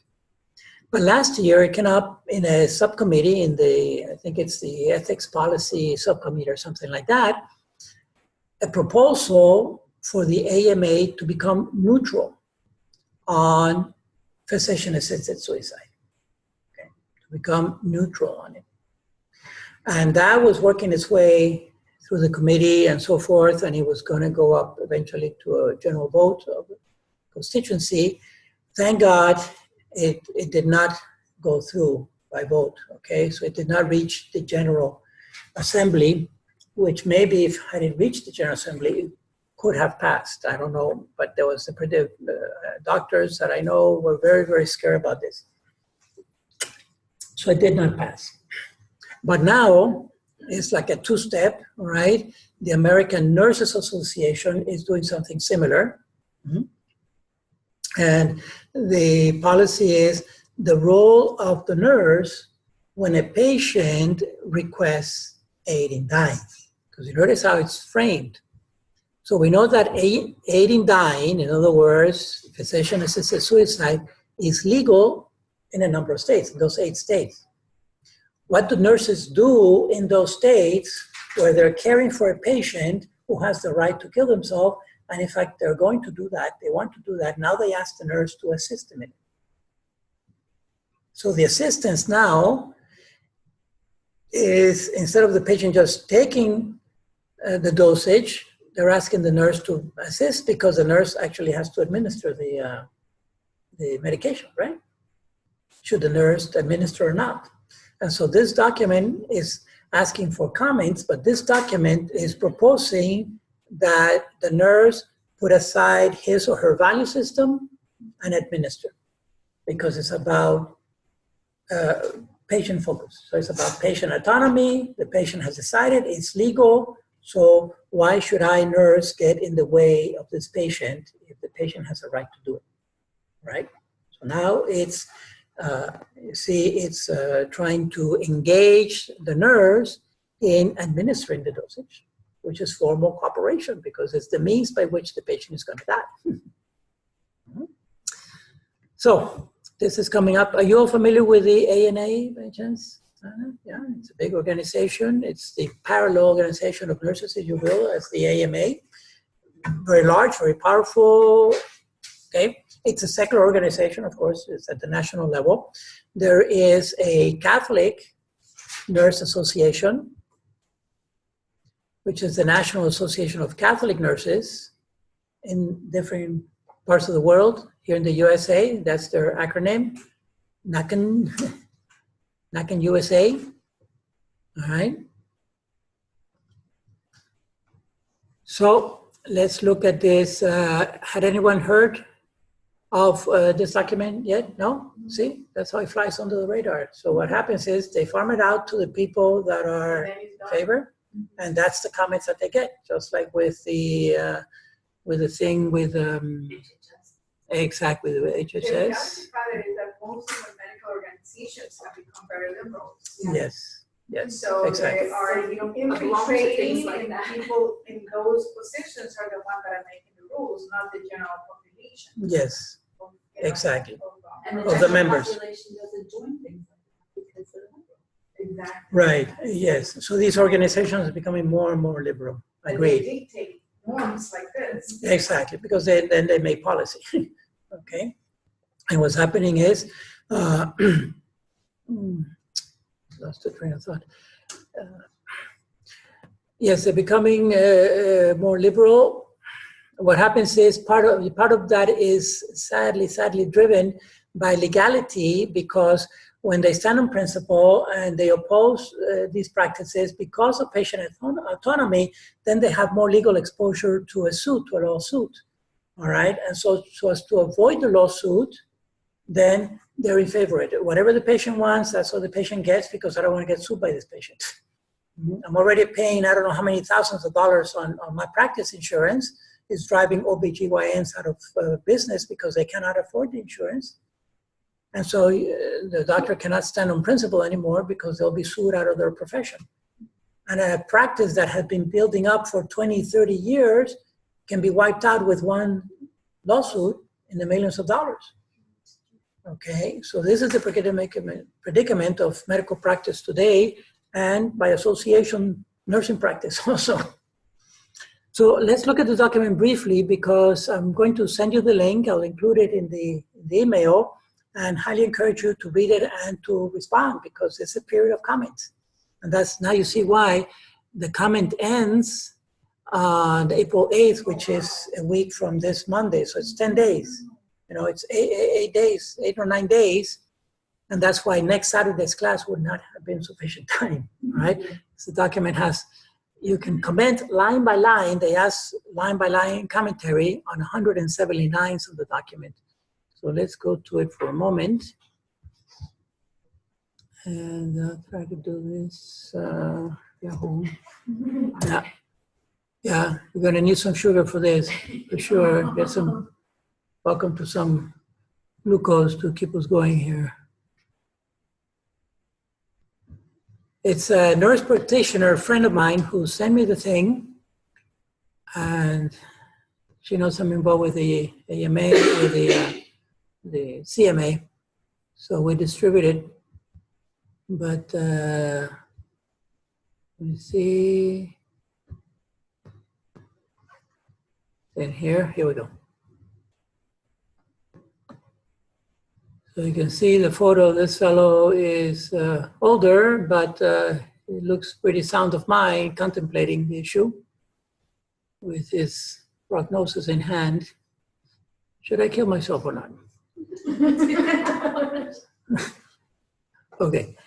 Okay, so this is it here. You have to click a couple times. This one first to get in. This is the official website of the ANA. And then this is... I wonder if they mail it to all the nurses who are members. Yeah. They would. Right, because they should ask. They all would the have, members they to should, all right? nurses. Yeah. Exactly. I mean, that in my mind would be the ethical thing to do, but I don't know really how it's been Create distributed. an account, you have to create an account file in order to Yes, exactly, yes. This little thing here, all right? So you have to fill that in. And then these are the comments. You see how it's line by line? We'll go to the document in a moment, but we're on this page. So it's every 5 to 8 lines, more or less, for comments, up to 200 words of comment, you see? All the way down to, you can even comment on the references if you want, from 168, these are all references. All right? So, having seen that, this is the document itself, either in Word or PDF. Probably if you're gonna quote, for example, you can look at it in Word where you can copy and paste. So this is the thing. Just look at a few significant paragraphs here, the stating, because you'll see basically the ambiguity in language. The purpose of this position statement is to provide nurses with ethical guidance in response to a patient's request for aid in dying. So sentence 1 already has a problem, right? It's problematic. Because aid in dying, that's the ambiguity right there. Aid in dying, yes, I can help my patient to die. Okay, but I should not help my patient to kill herself or himself. There's no distinction. So it already starts on the wrong track. And it continues to develop along that wrong track from the very start. So I'm going to make my strong comments in the first one, but I only have 200 words to say there. And so we have to go like that. Oh, the word doesn't show. Yeah, I guess it's the PDF that shows the numbers. But the PDF, let me go to the PDF.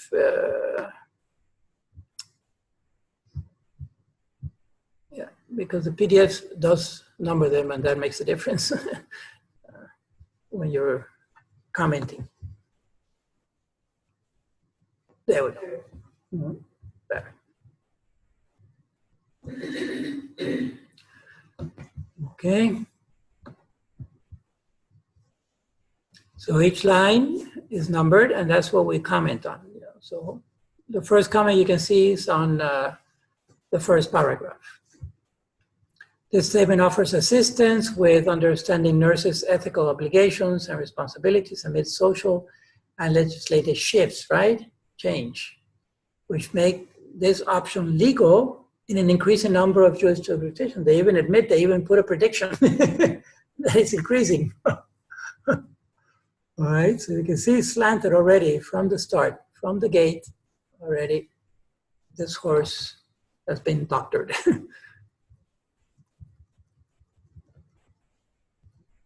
Okay, so then they state delivery of high quality.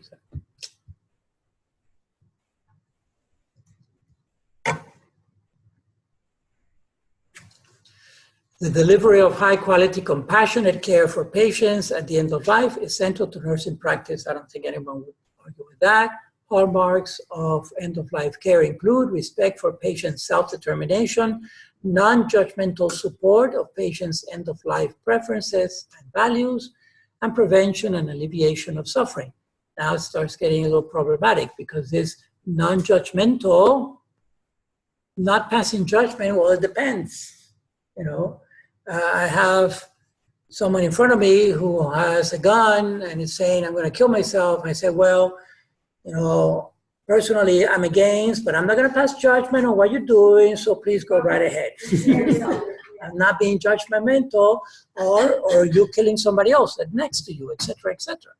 It depends. Non-judgmental, it depends. You know, if I'm going to be a person of principle, I'm going to be judging all the time, but judging always for the best. I'm not going to force the person either. I'm not going to tie the person down, but certainly judgment comes into play all the time. So that means that whoever is attempting to kill himself and jump from a 7-story building, yeah, let's wait for him to kill himself. Exactly. I'm very much opposed to what you're doing, but please go right ahead because I'm not going to pass judgment on what you're doing, the action thing. The non-judgmental comes on the conscience. I'm not going to pass judgment on the conscience of the person, but the actions, yes, they have to be judged, right? They have to be judged. Okay, so when states where dying is legal, patient self-determination extends to include a patient's autonomous, voluntary choice and informed request for self-administered medication. See, this is the rub here. Because the doctor only prescribes, how does the patient come about that medication? It seems to me that they would have to go to the pharmacy dispenses, that's their problem, but then the patient takes the medication at home. They cannot take it in an institution, for example, where there's a nurse, right? So it's the administration part that engages the nurse. Otherwise, why would the nurse be engaged? If they're at home, they're at home. Brittany was at home with her husband. So they make the distinction. Aiding dying indeed is not euthanasia, but that's a legalistic distinction. It is killing oneself. It's not the doctor killing me, it's me killing me. Right? So that deserves a big comment here on lines 12 and 13. It is different from euthanasia. The distinction, let's see, laws that allowed aiding dying permit the adult patient with terminal illness and capacity for medical decision-making to self-administer oral or enteral medication to end suffering when certain criteria are met. Euthanasia, which is not legal in the United States, that's correct, occurs when someone other than the patient administers medication in any form with the intention to hasten the person's death.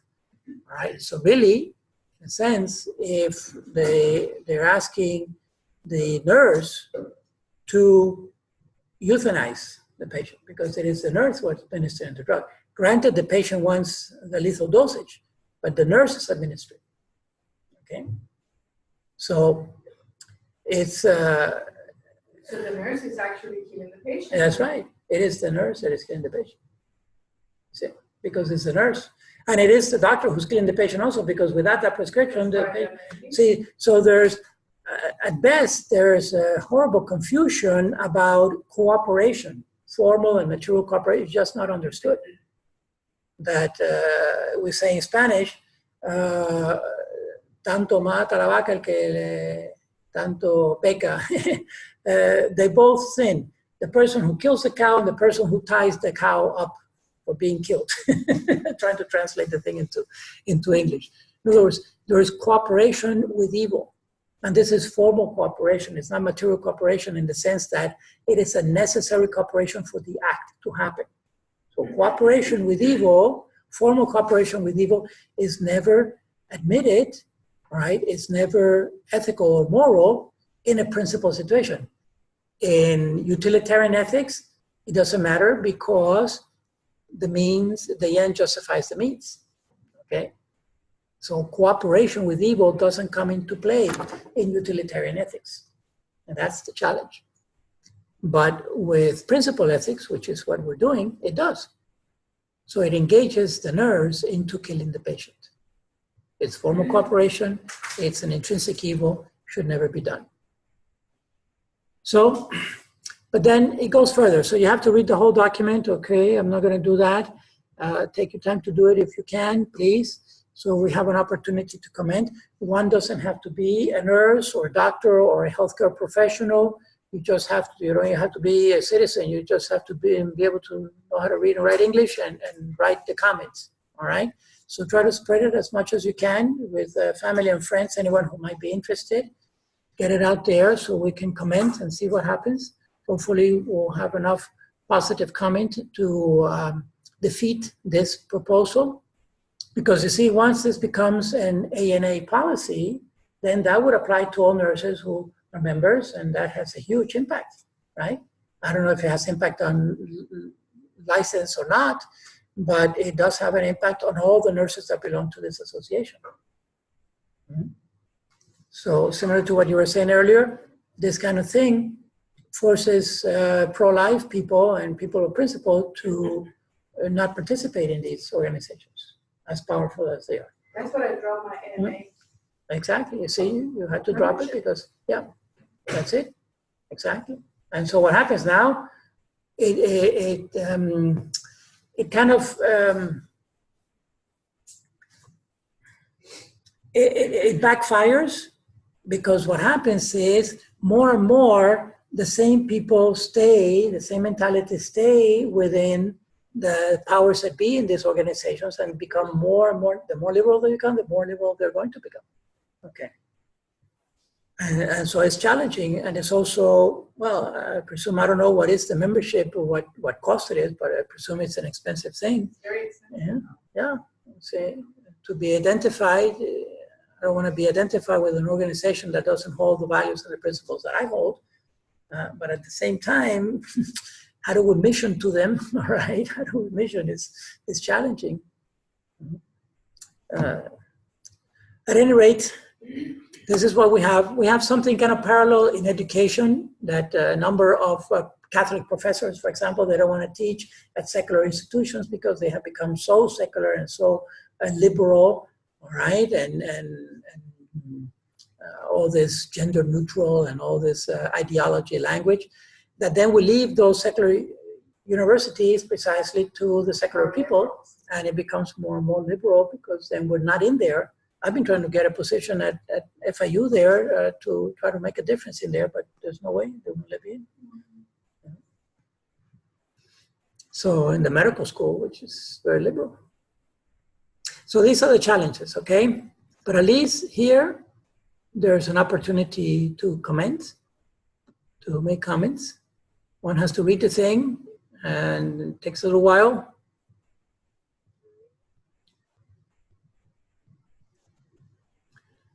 Nutrition, I saw something on nutrition and hydration. Okay, so it gives you a background, a history, and it started in 2013, I think, yes, on a position paper that has developed since, and now so they're trying to update their position on it to align themselves with what society is thinking in this, and being that it is legal already, and it is the nurse, it's not necessarily the doctor who's bedside, right? It falls on the nurse what to do, what to do when the patient says, help me take this pill. Right. Questions, comments? So for this week, we still have to submit the summary and do this paper. Right, but this, yeah, this is on your own. This, you don't have to do this, but I highly encourage you to do it. It's consistent with what we've been talking about.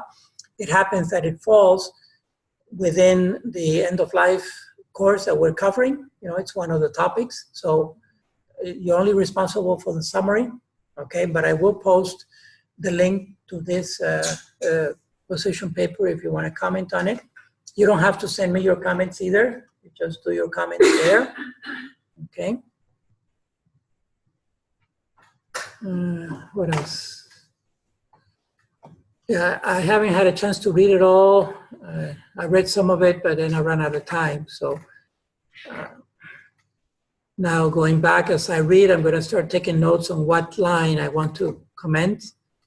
Try to find the most significant ones, right? The ones that have the highest potential for calling out their contradiction and how they're blurring the distinction between killing or allowing to die. Just to clarify, is this going to be forced on all nurses or just nurses under the ANA certification or membership? Right, no, so this would be only the ANA members, right? Just like the one on the AMA, if it ever comes through, it will be only for AMA members. However, see, it's a position paper. The thing that I find very challenging and disturbing is that these two associations are the national organizations that represent a lot of nurses, a lot of doctors, and they just have a lot of clout. They even have a lobby group in DC, huge. They have a huge lobby group. Decided to change the law. The law, exactly, policy, all right? So it has a huge impact. So bottom line, no, it would not apply to all nurses in the US, so it's not the certification, let's say nursing certification is not contingent on accepting this. But keep in mind, what is left for the nurse in states where it is legal, where aid is legal? What is left is they have to keep appealing to conscientious objection, right? To objection in conscience, in their conscience, which is still upheld because it's in the Constitution of the United States. But at some point, the argument in Obamacare, the argument was that this is a social responsibility that overrides individual conscience, because conscience by definition is on the individual. But when there is a social concern, or what he was calling a perceived concern, for example, free access to contraception, all right, he was saying this is at the social level, so the nurse or the doctor who is opposed to this, they can maintain their private opposition, but they need to go private on it. So they need to move away from the organization and no longer practice, because if they want to practice, then they have to uphold what he was perceiving as good for the nation as a standard. And that was in Obamacare, specifically with regards to contraception. So it's still allowed for people to have their own conscience, but they can no longer belong to the organization if they were opposing what was good for the nation, in his estimation.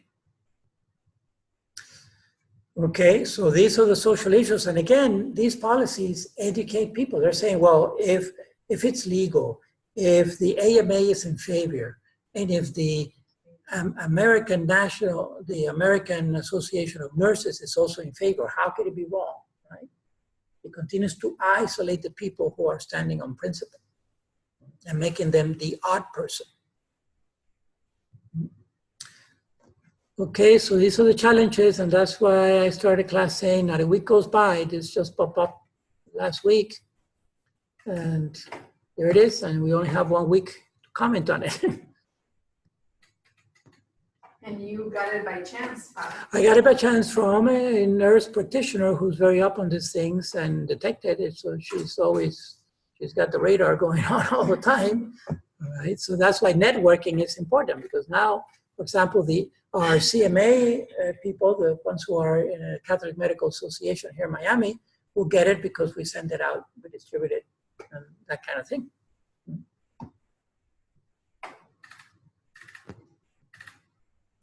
Yeah. Okay.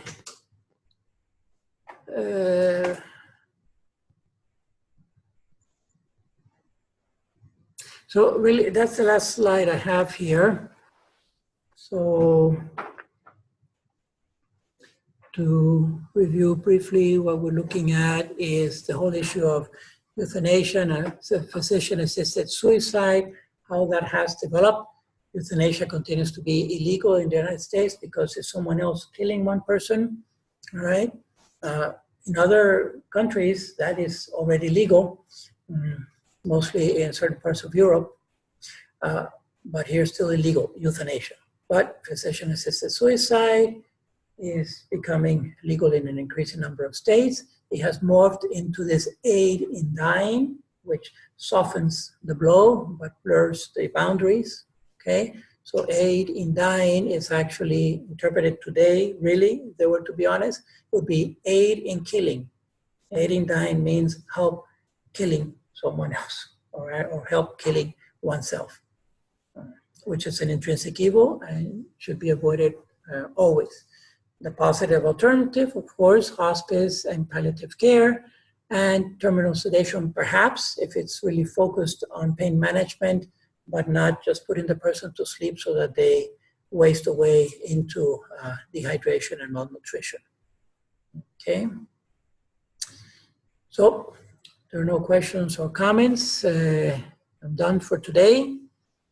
Now, the other pillar of bioethics, and in anticipation of the summer course on environmental bioethics, which I think they're posted already, you can already register for them, right? On the environmental side, to present a consistent argument for life, human life and non-human life, and to try to protect the environment instead of destroying it, we have this conference coming up, as I mentioned, this Thursday and Friday, on care for creation, right? It's the second one we do. The first one was 3 years ago with the publication of Laudato Si. Laudato Si was the first encyclical in the history of the Catholic Church devoted to the environment by Pope Francis. Controversial, and so what we do with controversy is we look at it and we argue it and we make distinctions until we get to the truth, right? But the core truth is that we're here to be good stewards of creation, certainly not to destroy it. So that's coming up. It's for free, everyone. There's a link. You can just put in STU Climate Conference, STU Climate Conference, and you have the link there with the full, let me show you, the full schedule of events.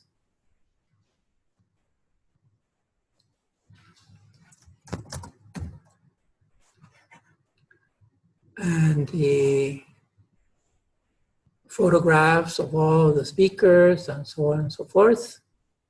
So you can decide. That's our webpage. Okay. Oh yes, we're partnering with this Nature Conservancy, which is an environmental group. They try to be apolitical so that they don't get into the political spin or ideology or controversy, sticking more with the issue itself of conserving nature, preserving nature. So here's the whole breakdown hour by hour with all the speakers. And Thursday is all day starting at 9 a.m., a lunch break, which is for free. Everything is for free, including lunch. And we go until 5, and then we have a little reception, which is also for free in the same general area of the School of Law. Friday is only until noon, from 9 until noon. So the only people who get lunch here are the high school students who are coming. morning, and they get a box lunch so they can eat it on the bus on the way back to get their dismissal time. Okay, and all the speakers, including Archbishop Wensky, is giving one of the talks. Many different speakers. We have about 20 speakers and panelists. We have a rabbi also talking to us about the Jewish tradition of preserving nature. These are our co-partners, Janet Bauman and Rod Brown on the Nature Conservancy side. We have the mayor of Miami Gardens coming. Still a couple of more photos need to go up here. We have a senator from Florida, Florida Senator Rodriguez, who is in the environmental subcommittee of the state. So he's coming to talk to us also. And we also have a lady from the Islamic tradition to represent the Muslim care for creation. So it's interreligious, very broad-based, you know, and hopefully it's all on the positive side, what faith communities are doing to care for creation. Finally, the link here is to the first conference where we establish the reality of climate change and global warming, even though it's a long-term thing. And then what's important, of course, is the human aspect of it, because there are cycles in nature that have gone on. We'll talk about that more in detail in the summertime. But basically, these natural cycles, the last ice age was 10,000 years ago, and we had zero to do with that, right? Because we're just barely running around as cave people. So, but today it correlates, the rise, specifically the rise in CO2 correlates very tightly with the Industrial Revolution, the past 300 years more or less, and using fossil fuels as the main source of energy for machinery, for moving the industry of today. Okay, still to this day, the cheapest source of energy. So those are the challenges right there. So you can see all the talks of the first conference there if you're interested in that.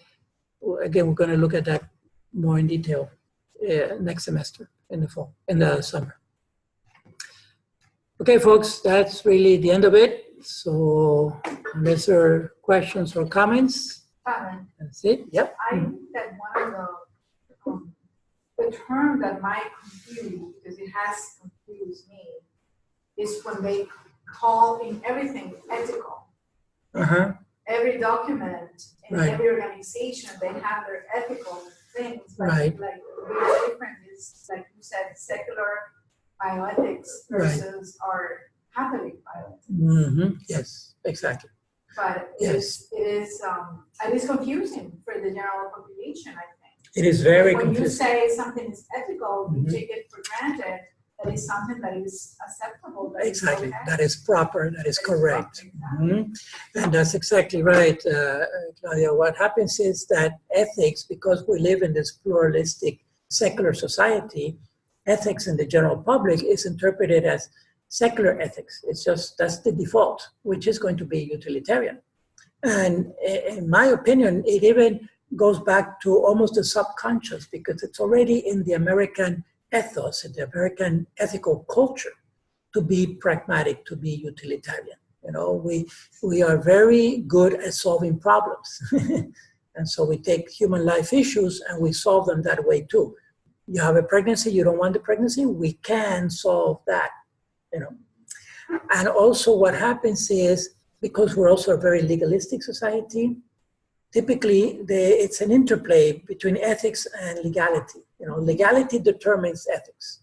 And so what is legal becomes ethical. Right.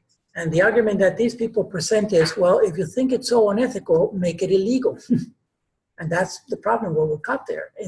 In trying to make these things illegal, we run against huge mountains of opposition, because then they say, well, you're imposing your particular religious Catholic beliefs on us, and we're not a Catholic society. You know, we're a secular society. We have expression of all faiths. And if I don't want to believe in any God, I don't believe in any God. So you're right, it's very challenging. This word ethics is very ambiguous, so we have to ask, when we hear ethics, well, under what system? What kind of ethics? What kind of ethics are you doing? Many people don't know how to answer that. They say, well, ethics is between right or wrong. Yeah, but under whose guidance, right? And who are the key people in that movement. Yes, so it is a play on words, if you will. It's very important to know that words have meaning, and when we throw them around ambiguously, it's not fair. It confuses people. Forever in bioethics, we're trying to clarify words. That's why you see me going back, the etymology, the origin and meaning of the word, and how it has changed. Like in your work environment, it's not ethical to steal time from your employer. Right. Or material things from your employer. It's not ethical. Exactly. You know? Yeah. And there's a common, I think there's a common, even in the secular environment, one would be in agreement that that's a logical thing. That's there's an intuition about something like that. Okay, but then you always have someone. Well, if I can get away with it, it's only unethical if I get caught. But if I can get away with it, maybe I'll do it. It's like when we receive cash, right? Does that get reported in the taxes? I'm not going to ask the question, but okay. When we receive cash, what do we do? Okay, so being that April 15 tax day is coming up, I'm going to end with that note, okay? And close it here before I get into more trouble. Thanks again, and God willing, we'll see you next week, if not sooner at the conference. Bye-bye. Father, for the conference parking, is it